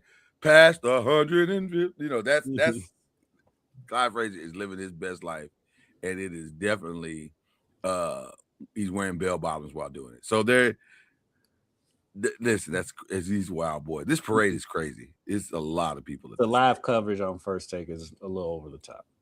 Yeah, that's insane. They got it on ESPN2 as well. Why have this on ESPN2 as if the only NBA a little biased much? Like, what are we doing right now? Right. They've never done this with anybody. Well, they did with Golden State, I think. I don't remember being on ESPN2. I can't remember. I think one of them may have been. NBA TV has always had the parades. They do it every year.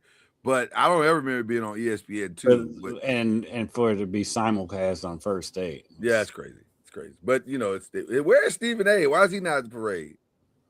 He's in a studio somewhere because when they show him, it's obviously a set. But it's a set because it has the Empire State Building behind him. But I'm like, well, if he's in New York, then why is he not either at the parade or on the actual set? Maybe he had a scheduling conflict or something. Maybe. And they may have just thrown that picture of the Empire State Building behind him. Yeah.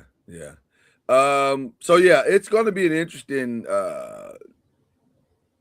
next few days.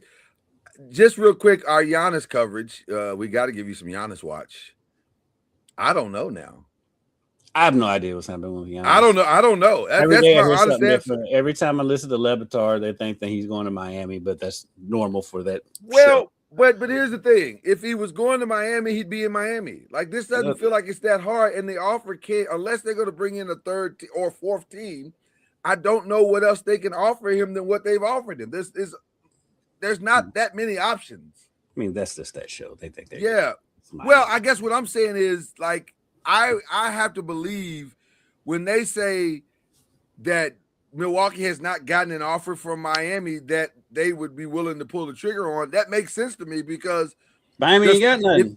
Well, Tyler Hero, right? I'm like, I'm not going to give you Giannis for Tyler Hero. That's not and Miami's not going to come off Bam. So to me, any conversation of trade has to start with Bam. If we're not starting there, then what are we talking about? Or you got to go find a third and fourth and maybe even fifth team to give me some serious assets. But what we're not going to do is trade him for Tyler Hero. No, we would get They would burn they'd burn the arena down if we did that. They always say, well, the saving grace in that reason why it's somewhat appealing is Ty was from Wisconsin. But well, then we should definitely do it. That's why Miami's looking at it. But I mean, the one that makes the most sense is Boston. It's Boston, right? So, but then the problem is yesterday, Jalen kind of mucked up the waters by saying I don't necessarily want to be in Milwaukee, and if you and he's eligible for an extension. So if you, by the way, that man's gonna make $70 million per year on his next contract, which is insane. But yes, if you're Milwaukee, you can't lose on this trade. That's the biggest thing that's slowing down the trade. You can't lose if you're Milwaukee. You have to win or at least it has to look like you won in this trade. And that's the problem. A departing Jaylen Brown is a loss. And like the teams around the league know that. And so they're getting all low ball deals. Everybody's low balling them because they know getting out altogether, which is what I think my Lakers have done. They know Giannis wants out. Yeah, Milwaukee, rightfully so, wants comparable to what they should get for him, and they want pieces in return. Yeah, but they're not going to get it, and so they're going to have to come down on what they want. Because if they want to do this deal, throw in the teams are starting to view Giannis as older now, and he is older now, and they're looking at the wear and tear. So they're like, if we get him, great, but if we don't, I think we're gonna be all right. I'll tell you, the shocker to me the other day was hearing the legend, the Hall of Famer, Mike Wilbon say, "I don't trust Giannis," and I was like, really? And he made some very strong, compelling points. He made some very strong, compelling points. And I was like, yeah. Oh, yeah. Okay. You couldn't really argue with it. It was very interesting. So if that is the and here's what you know about Michael Wilbon, who's been doing this 40 plus years. He didn't just come up with that out of the air. No. He's talked to some people. And I think there may be a sentiment out there that maybe the bloom is off the rose, the age, the injury, the ironically, on First Take, it's coming up right now. These making statements. That didn't come out of nowhere. That came from somewhere. And if that's the case, then I can see, because it feels like my Lakers have pulled back tremendously on a lot of earlier talk. And listen, what I've always said about this offseason with the Lakers, you've got a ton of money. Don't do anything stupid. Just don't do anything stupid. There's a path to respectability that doesn't involve Giannis. Yeah. So I would rather take the path of that than to go or cap strike our team and we can't function because we've committed all of our money to two guys. Right. So that's why I like the Kessler move for them. I love the Kessler move. There's a few other moves out there that are interesting to me. Apparently, the New Orleans Pelicans are having a yard sale. There's a lot of pieces that you can steal from them, like Herb Jones, like Trey Murphy. Yeah. Apparently, Zion's even on the table, which Zion should be on the table. Zion should have been on the table. The problem is people have seen him play. So, well, they don't trust him, but he did play. He finished the season. Technically, he played almost all season last year. So technically, he was there. There's nothing memorable about what he did last season. I don't even know what he averaged. Like I don't remember. I think statistically he may have had one of his best seasons he's had. It's just the Pelicans. They weren't in contention, so nobody paid attention. Well, it's amazing how that happens when you're available. Yeah. So I would definitely call New Orleans and start having some conversations about certain players that they have, because they do have some really good, interesting pieces on that team. I'll tell you, a point guard. You're talking about a point guard that needs to be stolen and freed from his circumstances. If he's healthy now, DeJounte Murray would be a massive pickup for somebody. I can't understand why DeJounte Murray. Well, he only played 14 games last season. Well, yeah, he I spent most of the can't season. Not still trying to come back from that injury. So Zion averaged 21 points, just under 6 rebounds. He needs a new environment. He played 62 out of the 82 last year, which for him is massive. Yeah, that's massive. So, but I think they're over it. I think Joe Dumars is over it. I think they're ready to move on. I just don't know who. I didn't understand. They've done some weird draft moves too, like when because they drafted Derek Queen pretty high. Yeah, the only people that they said are untouchable is Favors. Is it Favors? Fears. I can forget. I get the names confused. But Fears and Queen, those are the only two players that are untouchable, as the reports are. Herb Jones would be a good pickup. Oh, he'd be massive. That'd be a great pickup. To me, the Laker path is easy, especially if you're going to keep Austin Reeves, which it appears all indications are they're going to do it. That's fine. But now you got to put nothing but dogs around them. Yes, and I would go. I think Herb Jones would be a good fit for them. Herb Jones would be great. Robert Williams is another. Trey Murphy would be good for him too. Trey Murphy would be good. Either one of them would be fantastic. There is a path. That's what I'm saying.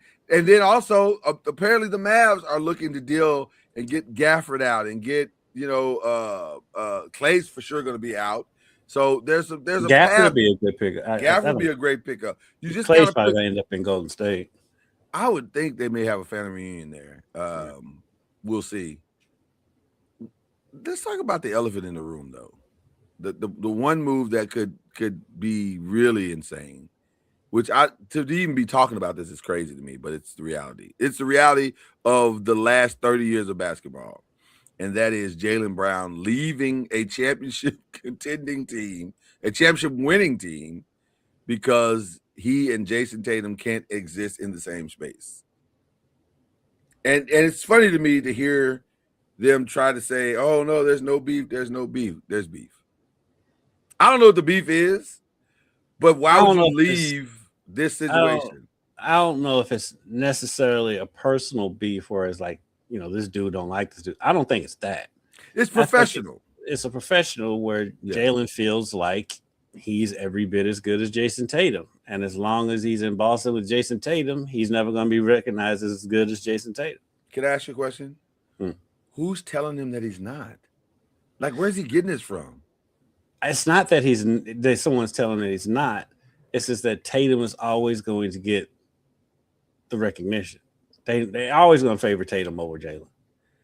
I want to be very clear about the next statement that I'm about to make, because here's the reality. Because I lived through it. When you're a Hall of Famer, you're a Hall of Famer. And Hall of Fame is as high as it goes. Now, you could say, if you're trying to be an all-time great. I think Jaylen Brown views himself as an all-time great, and he's never going to get that recognition when he's playing with Jason Tatum. I think that's how he feels. I'm not saying it's right or wrong. I'm saying that's just the vibe I get off of it. And what I would say to Jaylen is be careful what you ask for. Be careful what you ask for. Because here's the best way I can describe what I'm saying. Shaq is an all-time great. And he went to Miami, and the only reason he won because he played with Dwayne Wade. Had it just been Shaq, old Shaq, in Miami, it wouldn't have worked. Had it been, because you know why I know that? It's because Shaq went to Phoenix, and it didn't work. And then he went to Cleveland with LeBron, and it didn't work. And then he went to Boston and ripped out his Achilles, and his career was over. I'm saying, be careful. Be careful when you're saying, oh, I want to be the man. Okay, but also.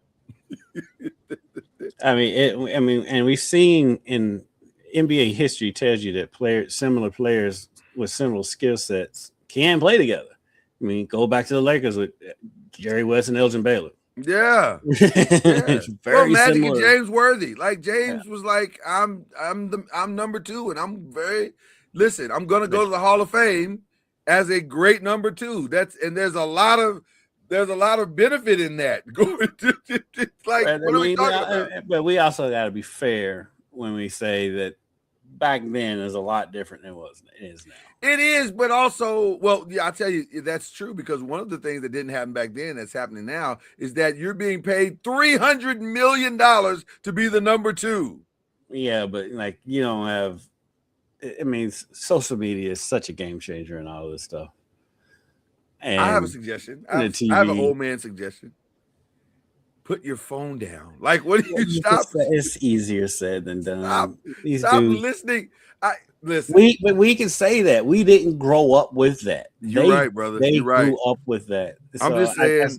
That's why I tend to give a little leniency to that generation for that because we didn't grow up with that. So you're right. You're right. We can't. It's a whole different atmosphere. It's just like because like the older generation would tell us, why y'all still playing video games? Because we grew up with video games. Because we grew up with video games. That's our world. And so just like for these players now, they grew up with social media in their life. And so just to say, just put your phone down. Well, that's we didn't grow up with cell phones. I agree. I agree with everything. I agree with everything you're saying. I guess I have the benefit of age, just like you do. And with age comes wisdom as well. And I'm telling you, this is starting to feel very Russell Westbrookish, not comparing the players. That's not what I'm doing. What I am saying is that when you run the teams, and for both of them, by the way, because if Jason thought it was hard with Jalen, I don't think Jason's a problem in this at all. I disagree. Because if they don't get Giannis, then if Jalen doesn't want to play there, which by the way, whether they get Giannis or not, I think Jalen's gone. So if they don't get Giannis, do you have Boston winning the title next year? That depends on who they get. But I think, I don't think Jason Tatum is necessarily. Like I said, I don't think the beef between the two of them is necessarily personal. It's just that Jalen doesn't want to share the spotlight. And like I said, as a 50-year-old man, I'm like, you tripping. But I can also look at it as a 20-something-year-old man, and I'm thinking I'm just as good as this dude. I can leave, and the year when this dude was out, I had us top 3 in the conference. I can see where the man's coming from. I really can. I can see it. I just think it's listen. Everybody thinks grass gets greener. Everybody thinks grass gets greener on the other side. It's just grass. But we've seen it. We've seen it. Because okay. As much as people want to immortalize Kobe and act like Kobe walked on water, Kobe had his moments, but Kobe asked to be traded from 100%. And that's one of the reasons why. That's one of the reasons why I say this sounds better in your head than the reality is, because Laker fans, we lived through the reality of Shaq leaving, and it was not great at first. It was until they got Pau Gasol and Lamar Odom and Metta World Peace, it was not great. It was just a lot of empty stats from a great player, an all-time great player. But he would say to you out in an honest moment, God rest his soul, but I think he would say to you, man, it was a lot of uphill climbing because it was hard. It's hard. It's to be the man is hard. It's not an easy thing to do. And when you're the highest paid player on your team, it's even harder because they ain't got money to be going to get other great players. And it's even harder now because there's a thing called the second apron, which James Dolan has already said, some of these people, they better enjoy this parade because they ain't coming back. So it's hard. It's really, really hard. And I think you can get blinded by the egotistical aspect of this desire to be great and miss all of the other aspects that are important, like, I don't know, money. I don't know. 50, Lloyd. I know, man. I know. That's the benefit of being older, man. You've seen it already. And plus, I mean, let's be honest. We ain't never been as good at our job as Jaylen Brown is as good as at his. And so you're a Hall of Famer, brother. You're a Hall of Famer. I don't know. He ain't a Hall of Famer yet. He's not officially. Not officially. Let's be honest. The Basketball Hall of Fame. He's gonna make the Hall of Fame. He's for sure gonna make the Hall of Fame. I just think. Listen, you can do the Jalen. You can do whatever. You're a grown man. You can do whatever you want to do. If this is the route that you want to go, you have That's that the right. thing is, sir. if it works out for him, well, okay. and So he let's talk could. about that. Let's talk about that. Where will it work out for him? That's the question. Because the names I've heard so far, I'm a little shocked, to be honest with you. The names that the people that are going to go after him, I've heard Golden State, which makes all the sense in the world, because that is, to me, that makes the most sense, because guess what? They don't have a plan B right now. They don't have a post-Steph plan. They don't, right. So that makes the most sense to me. Now, are they prepared to do all of the things that it takes to get him? I don't know. That's I don't the even real know question. that. What do they have to? Are they prepared to do them? Yes. Do they have the tools to do it? No. Well, they got to give up they got to F them picks, which has been a theory of mine for the last 2 or 3 days now. That's been my theory on 2K. Yeah, F them picks. It's over. Forget the picks. You don't need them. So I'd give up every pick we had for the next 4 or 5 years. And that's then, all they have to offer. Right. Well, you could, if you want to, you could offer Jimmy Butler. I mean, that's aging Jimmy Butler doesn't take away the shine from Jason Tatum. He is, but that's what else is out there that's even close to comparable? Be honest. They're not getting Giannis. Not because Jalen doesn't want to go to Milwaukee. They can sweeten that pot. With what? They got to bring in some other teams to sweeten that pot. Really good. Yeah, I heard Clippers, which is the most Clipper thing ever to hear that the Clippers are part of anything right now. Right. They got bigger problems. People trying to stay out of jail. Can we focus on the big picture if you're the Clippers? Well, he ain't going to jail. But who's not going to jail? Bomber. Rich people don't go to jail. Kawhi. A rich person's already gone to jail. Who? The CEO of Ascension is going to jail. He ain't Steve Ballmer rich. No, now that's true. Steve Ballmer rich does not go to jail. That is true. I'm sure Steve Ballmer can work something out. Especially for stuff like that. Only thing that time they go to jail is for murder. Because it looks like the Clippers are going to lose Kawhi. It appears that they have to get rid of Kawhi. Right, they have to. That would be insane to keep Kawhi. This is the most New York parade ever. Oh my God. Every time I look over, I see something else that's New York. It's New York. It is as New York as it gets. It doesn't get any more New York than what's happening. I don't know who this is on with them now. Oh, it's Mero. I know Mero. Yeah. I know Mero, but I don't know who these other two. Well, they're the guys that replaced Ebro and all those guys for Hot 97, which by the way, it's virtually unlistenable now. That show. Whatever happened to Jesus? They fell out. I knew they fell out, but isn't it ironic? Isn't it ironic that those guys? Everywhere. I don't know what Jesus is doing, but isn't it ironic that those guys built that podcast up to an incredible place, to the point where HBO was like, "We'll give y'all a show." Yeah, and then it just fell apart right at the height of the success. It just all fell apart. I never thought about it to just now how much Mero looks like Karl Anthony Towns. Oh my God! If I'm being honest, for like a half a second here, I was thinking, why is Karl Anthony Towns with these random people? And then I realized it wasn't Karl Anthony Towns. Clippers, Golden State. That's the other part of it that that when talking about it. Again, it's us with age and wisdom or whatever. Yeah. Where are you gonna go? If you're Jalen, where are you gonna go? Because you don't want to go to Milwaukee, which I understand. Well, I heard a name mentioned that makes a lot of sense if you think about it, on both sides. Utah. Miami? No, Utah. Utah? What, give up the pick? Give up picks, maybe give up a couple of players, Would you? And I'm just asking. I don't know. I know where you're going, but go ahead. Would you give up the number 2 pick? Yes, For Jaylen Brown? I would. Bird in the hand. Bird in the hand. Because you know why I do it? Because I got other picks. And if I'm the Celtics, I'd do it in a heartbeat. I got other picks.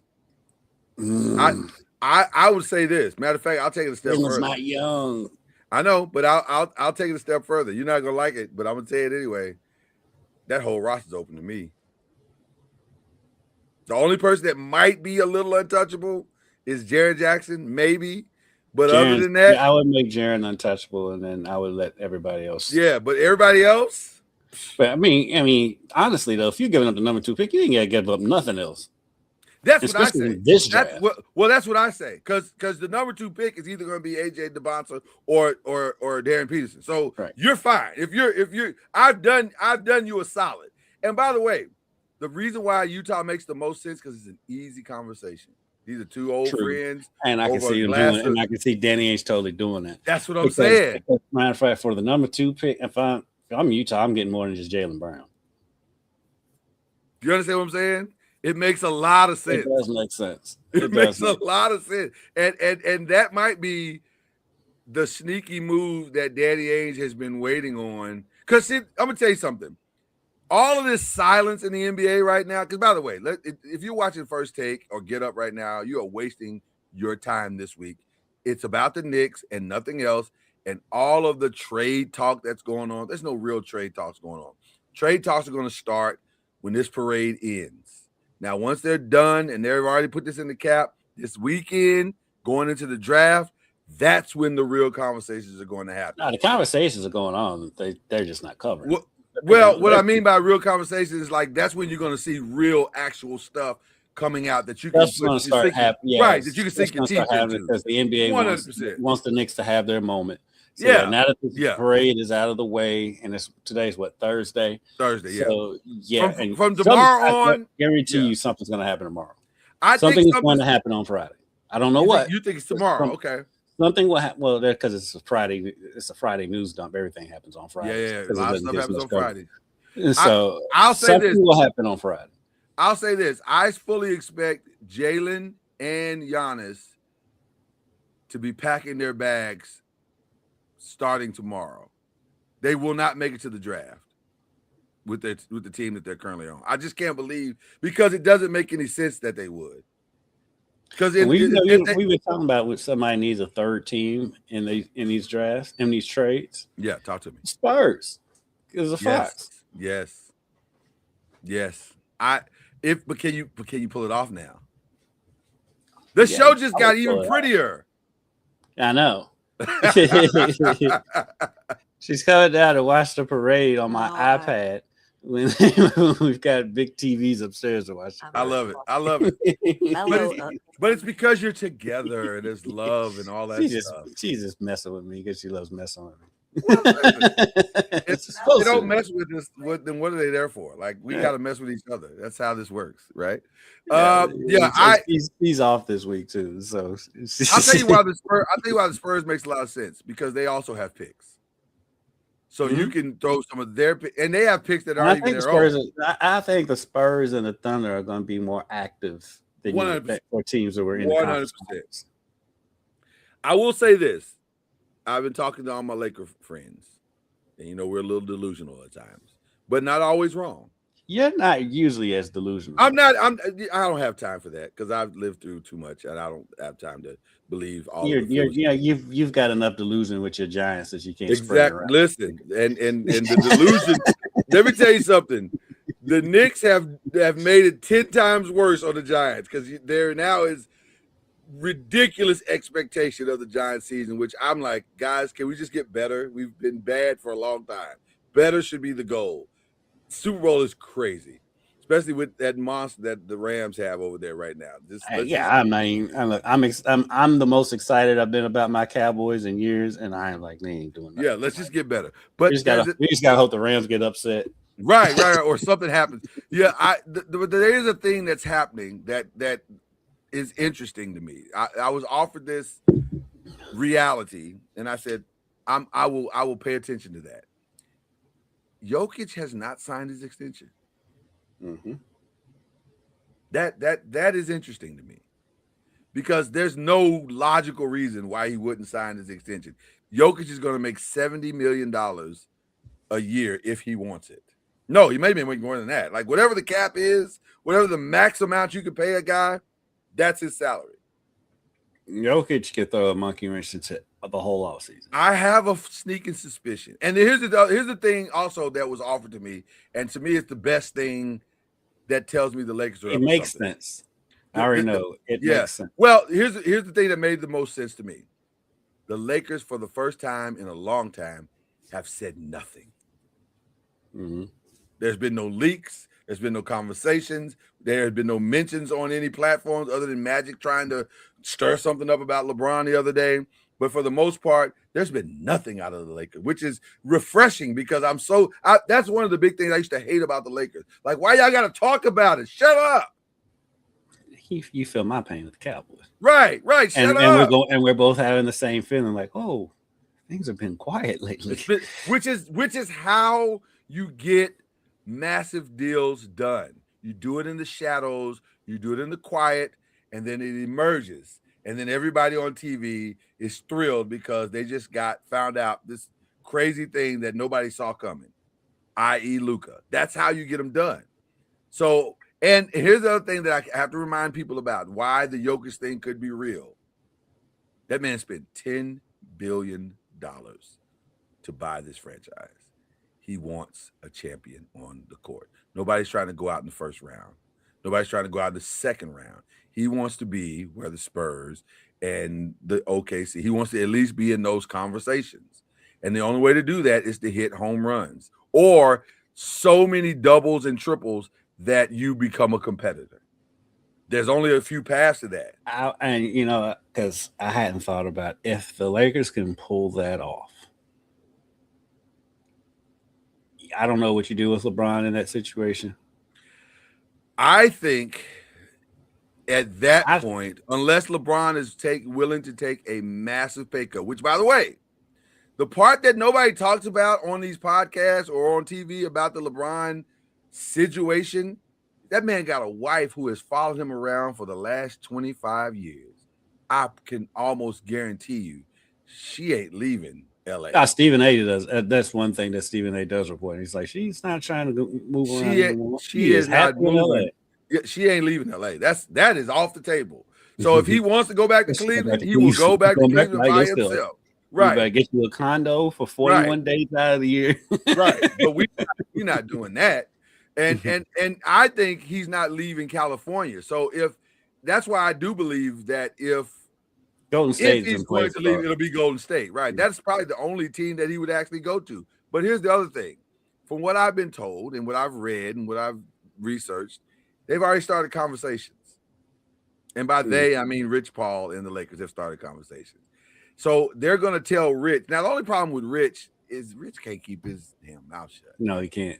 My God, he talked too much. Him and LeBron, they talk too much. And so I think the Lakers might be holding it close to the vest because they're saying, listen, man, we got a plan, but we don't need that plan on Netflix. Well, the problem with Rich Paul and LeBron is they love attention so much. They do. Just like, and they're phenomenal. LeBron, that's not even shade, but they do. They do love to talk. I mean, it's just like LeBron bringing up the GOAT conversation in the middle of the finals. It's like, dude, just go somewhere and shut up. That's why I can't. That's why that dude gets on my nerves. It's like he has to stay in the media in the spotlight. I'm like, dude, it's the NBA finals. All my non-Laker friends say to me, how is it with LeBron? And I always answer the same way. It's a lot. it's a lot. It's a lot. It's a lot. You're grateful to have him, but it's a lot. It's a lot. It's it's crazy. You knew it was a lot when you started dating him. You thought it was going to not be a lot when you married him. Right. You knew it was a lot when you saw him across the dance floor. Right. It looked like a lot when you saw him, but then you decided to say, well, let's marry him. And then you thought it wasn't going to be a lot. No, it's a lot. It's a lot. Birkin bags, red bottom shoes. It's a lot. Vacations weekly.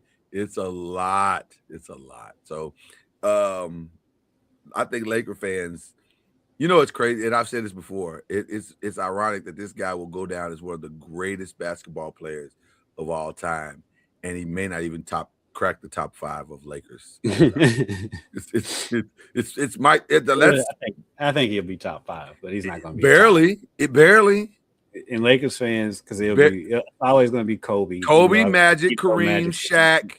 And then that's that 5th spot is where it gets tricky, because some people will say Wilt, some people will say Jerry West, not just for what he did on the court, but the totality of who he was. I think because of age, I think that's where he'll get. At some point, right? It becomes, people won't remember Jerry West, and they'll say, "Oh, it's LeBron." So I get it, but he won't be the greatest Laker of all time ever. It's always, in Lakers fans' eyes, even though he's not, it's always going to be Kobe. It's Kobe or Magic. That's the conversation. I mean, in my opinion, Magic's the greatest Laker. Right. Magic is always going to be my greatest Laker of all time.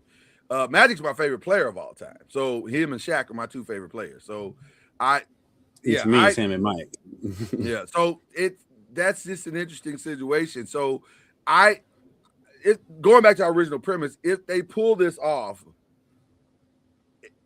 they're working on something. That's the best part of what's happening now, is that I feel like there's actual adults in the room who have good common sense, and they're going to work on something real. Listen, if you go back and look at the blueprint now, it's a different sport, I mind you, but the thought process of building a winner is the same.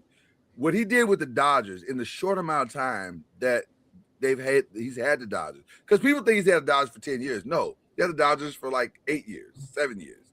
But to build it the way they have, they're going to compete the next 15, 20 years. Every year. They're going to be in a conversation for a World Series for the next 10 to 15 years. Yeah, part of that's because they don't have a salary cap. Well, part of that is that, but also he's created a flexibility that will allow him to go get whatever he wants when he needs to, which is what he's trying to do with the Lakers. While I like to give him that credit, he didn't give them that flexibility. Shohei gave him that flexibility. Now, okay, Shohei gave him that. But you got to give him some credit, because that's a conversation. It's not just that Shohei said. Now, Shohei may be smarter than we think he is, and maybe that is the reason. Because when you defer $700 million, it makes life a lot easier. It makes life a lot easier. By the way, what do we need to do? What are the things we need to do? We need to see if we can get a NBA cap expert on the show that can answer the question, are deferrable contracts possible in the NBA? Because if they do. I mean, they were. I know, because I know LeBradford Smith had his contract deferred. He still gets paid every few years. Well, that's what I'm saying. If I was a top tier player, I don't know if it's still a thing, but I know, because I know for sure that LeBradford does. If I was a top tier player, I think I would defer some of that money. I think I'd sign a longer deal. Not only for team purposes and team building purposes, but for your for your own future. How cool would it be to be able to get a contract when you're in your 50s? Have a Bobby Bonilla day every year. Yeah, and it's sick and it's significant. Like it's 10, 15, $20 million just hit your bank account on a random July 1st. Mm-hmm. So I think I would look into some deferment money and see if that's a possibility. Like that might be how LeBron ends up with this next contract. Maybe he says, I'll sign a 5-year deal, but I'll defer the I'll sign a 10-year deal and just pay me out for the next 10 years. Yeah. Like there's ways to do this, I guess is the thing. But I feel like we're going to see some fireworks starting next week. Mm-hmm. We're going to see some real fireworks. And the offseason is going to be crazy. Especially now that people have the blueprint to beat OKC and possibly have the blueprint to at least make it interesting against the Spurs and beat the Spurs for at least the next 3 or 4 years. I think they got more of a blueprint to beat the Spurs than OKC. OKC just got injuries. Jalen Williams. You think it was just injuries? Your second best player out? Yeah. Because Chet disappeared. Like completely. Chet just, but if Jalen's there, that takes that pressure off of him. Well, it's going to be interesting. I'm excited about the offseason. I really am. It's going to be fun. Okay. Too. All right. What else we got? This Brendan, we'll get into some other ish right now, which is why we call, this segment some other ish, some other quick ish. This Brendan Sorsby thing is insane. Do you think he's going to the supplemental draft? Do you think he will? Because a lot of people, I heard him talking about it. A couple people talking about it, and they're saying he's a first round talent. You just somebody will pick him up. I was like, first round, really? Do you think he will? Who do you think that might be? You got any ideas of who you think might be the guy? Arizona, maybe. Because you're going into the season with Jacoby Brissett as your starter. That makes the most sense. The Colts, maybe. My only fear is that it's really close to Vegas. It doesn't matter at this point. And if he's got that out of his system. Well, I mean, he was doing it from Bloomington, Indiana. I think it doesn't matter where location anymore. By the way, having a full circle moment, how about Satterfield, like grabbing his best bus and throwing the kid under it? Like it's like, hey man, this kid was always a problem. Like, wait, I don't think that's necessary. Like, kid's already got a lot of issues. I don't think you need to just continue to drive over it. He's not even on your team anymore. Like, why are you mentioning it? Yeah, I think that's why he's salty, because he's not on his team anymore. Well, get over it. Build a bridge, get over it. I think he'll get picked up too. I hadn't thought about Arizona, but Arizona makes the most sense because if he is as good as many say that he is, he can actually have that spot. But is Arizona? Is that where Miami's quarterback went though? He is technically. Yeah. I think Carson's there technically, but Cleveland's always in the running. Are they going to choose finance or future? Your gut. What's your gut telling you about that situation? Finance or future? Because the only reason to start Deshaun Watson is because you're paying him that much money, and you don't want to waste the money. That's why I think they'll choose finance. Really? Or the Jets. The Jets are always in the running. They'll open the season with finance. Pittsburgh's in the running. Pittsburgh should be in the running. Because Jesus, what are y'all doing over there? I don't know. I get the sense that, because to me that doesn't make sense with Cleveland. If they're playing, because everything I'm hearing out of Cleveland right now is that they're pretty even, and if they are even, then why are you mucking around with Deshaun Watson? Move on. They can't get rid of him, and they're paying him. Well, it's his last year, so move on. Just you blew it. So admit, you know what? You can't keep making the same mistake over and over and over again. That just seems dumb. Like, you made it, you blew it. Like, okay, I cheated, right? It's over. Now we got to move on. Because it doesn't make sense to keep reliving this moment. And it feels like putting him back out there when he wasn't good the last time you saw him. Let me ask you a question. Have you gotten faster in the last 2 years of your life? I'm also 50. I haven't been working out like he has either. Well, he hadn't been working out either. Like, he just started working out again this past year. So I'm saying I can't imagine. I don't see it, but it's just Cleveland we're talking about. It's Cleveland. That's the problem with what we're talking about. This is the most Cleveland thing ever. This is as Cleveland as it gets. I just think you got to move on. They said I've heard so many people out of that I trust. Like, there's some reporters in Cleveland that are just a hot mess. But the ones that I trust, they are all saying Shador is the first person there. He's the last person to leave. He's done all the work. The community loves him. He's doing all the things. The team loves him. The receivers love him. They talk about him glowingly. What else do you have to do? Like, I don't understand why this is so hard. Deshaun is the opposite of that. He just realized that there is a community in the last year because his job is on the line. I get it, but can we just move on? Listen, you can keep mucking around with your old ex thinking that it's going to work out, but it's probably not. There's a reason why she's your ex. It's a reason why she's your ex. And what makes this crazy is that she's your ex, but you're still letting her live in the house. That's crazy. That is crazy. Ma'am, you got to find another place to stay. That's what I would say to his agent. Go somewhere and figure this out. This is not my look problem. at Patrick Ewing and his daughter in the parade. Oh, she kind of looks like him. I remember when a lighter version, but she played here for a second. Did she really? I think so. Wow. Okay. Shout out to Patrick Ewing. By the way, who's the greatest Knick now? Is it still Patrick Ewing? It hadn't been Patrick Ewing. I mean, Knicks fans will tell you Clyde. Well, old Knicks fans will tell you that. Young Knicks fans tell you that. I don't know if younger Knicks fans. I don't know if our generation would say Clyde. A lot of us didn't see Clyde play. But like it's been passed down. Yeah, it has been passed down. I agree with that. I would have said Pat is the greatest Knick.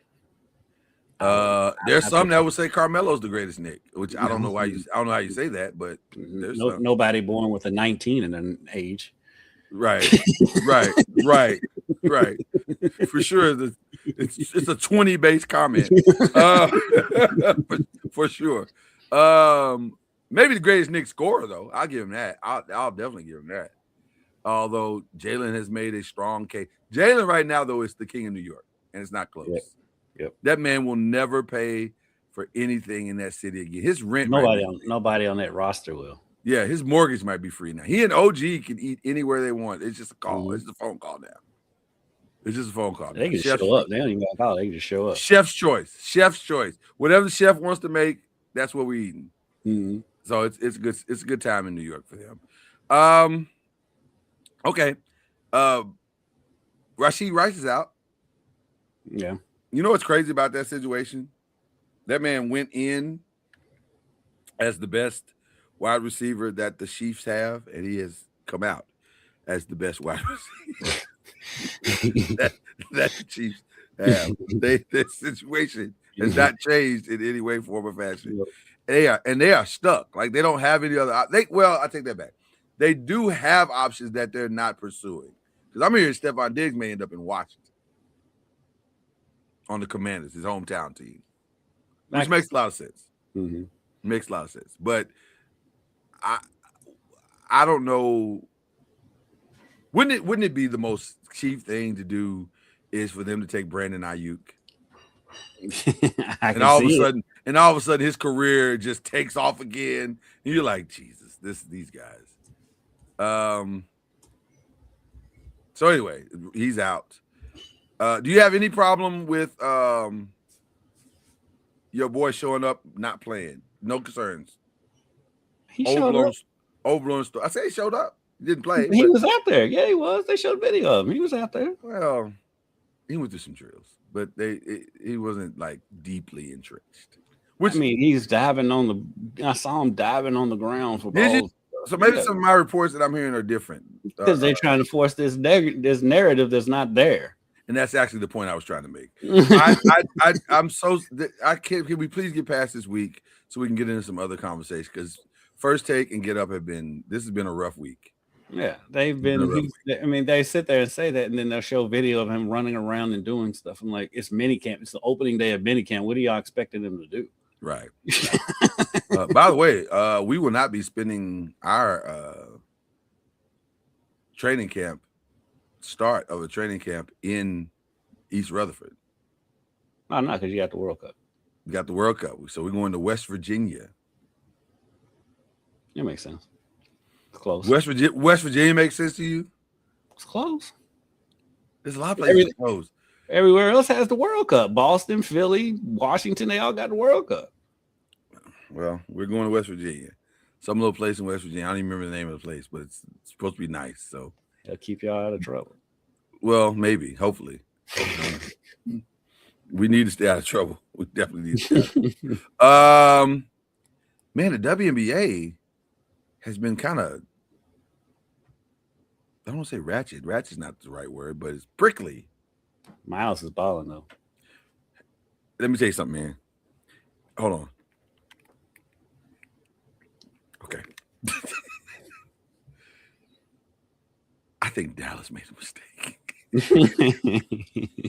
She's showing. I think Dallas made a massive mistake. No, and there's no disrespect to AZ Fudd. She's phenomenal.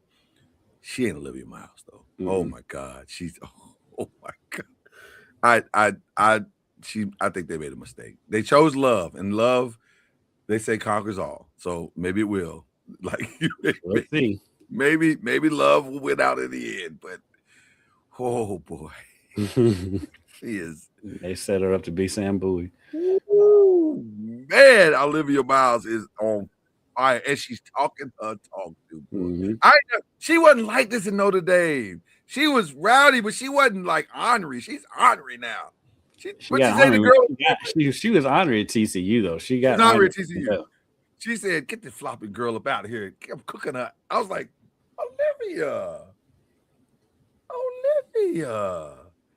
such rhetoric. I say it's very strong rhetoric. That's the rookie of the year, and it's not close. Like right now, that is a 1-of-1 race.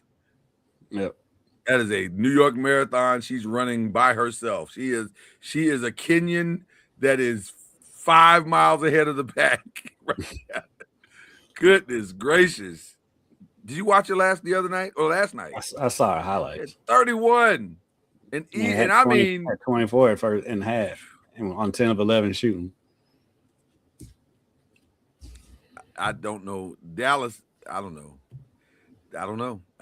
I just feels like they made a mistake. And somebody said, well, she wasn't the second pick in the draft. I mean, she wasn't the first pick in the draft. I was like, who was? If you wasn't picking AZ Fudd, I mean, if you wasn't picking the big center that went to UCLA, Lauren, or if you wasn't picking the other one, the 19-year-old from overseas, who else were you picking? Olivia Miles was the best guard, but you and I have been on Olivia Miles forever. We've been saying Olivia Miles' name for the past 5 years. She came out of high school. Yeah. Yes. So okay, Dallas. I mean, I feel like Deborah Cox should be singing right now. How did we get here? It feels like in 5 years we're gonna be saying y'all blew. But you know what's funny to me about WNBA right now? All of the new blood is ornery right now. Like Angel's ornery right now. She's been almost fighting everyone in practically every game she's played this season. But she's balling though. She's balling, and they got the Dream playing better. Now a lot of that's got to do with Rakia, but yeah. but they're playing better. The Dream look like contenders. And then Paige is balling. I don't know, man. This new blood is different. All right. I'm gonna have to wrap it up. So let's do the shout outs real quick. Okay, let's do the shout outs. Oh, you know what? I didn't even look at the time. Okay, yes, let's do the shout outs. So who we shouting out, brother? Shout out to Louisville Kings, UFL champions. Yes. Look at that. And my cousin Mo Owens, the defensive backs coach. Look at that. That's really, you know what? We haven't done this in a while. It's probably necessary at this point. And that was a humble flex. Ordinarily, I would argue that, but you can't argue that, and you should. Because of my kinfolk. Sometimes you want a humble flex. So shout out, and also shout out to the kicker who's going to New Orleans, and I guess a couple of receivers that are going to Detroit. 2 receivers going to the Detroit Lions. Yeah, so that's Lucky Jackson and I'm sorry, the other dude, I can't think of his name right now, but yeah. Big time stuff going on. Okay, I'll let my shout outs be yours. My shout outs be what you shouted out. I think that's enough. Shouting out for today. We love each and every one of you. Shout out to our guy Raven, who is just amazing. That was dope as heck. Mm-hmm. And with that being said, cue the whistle. Come true.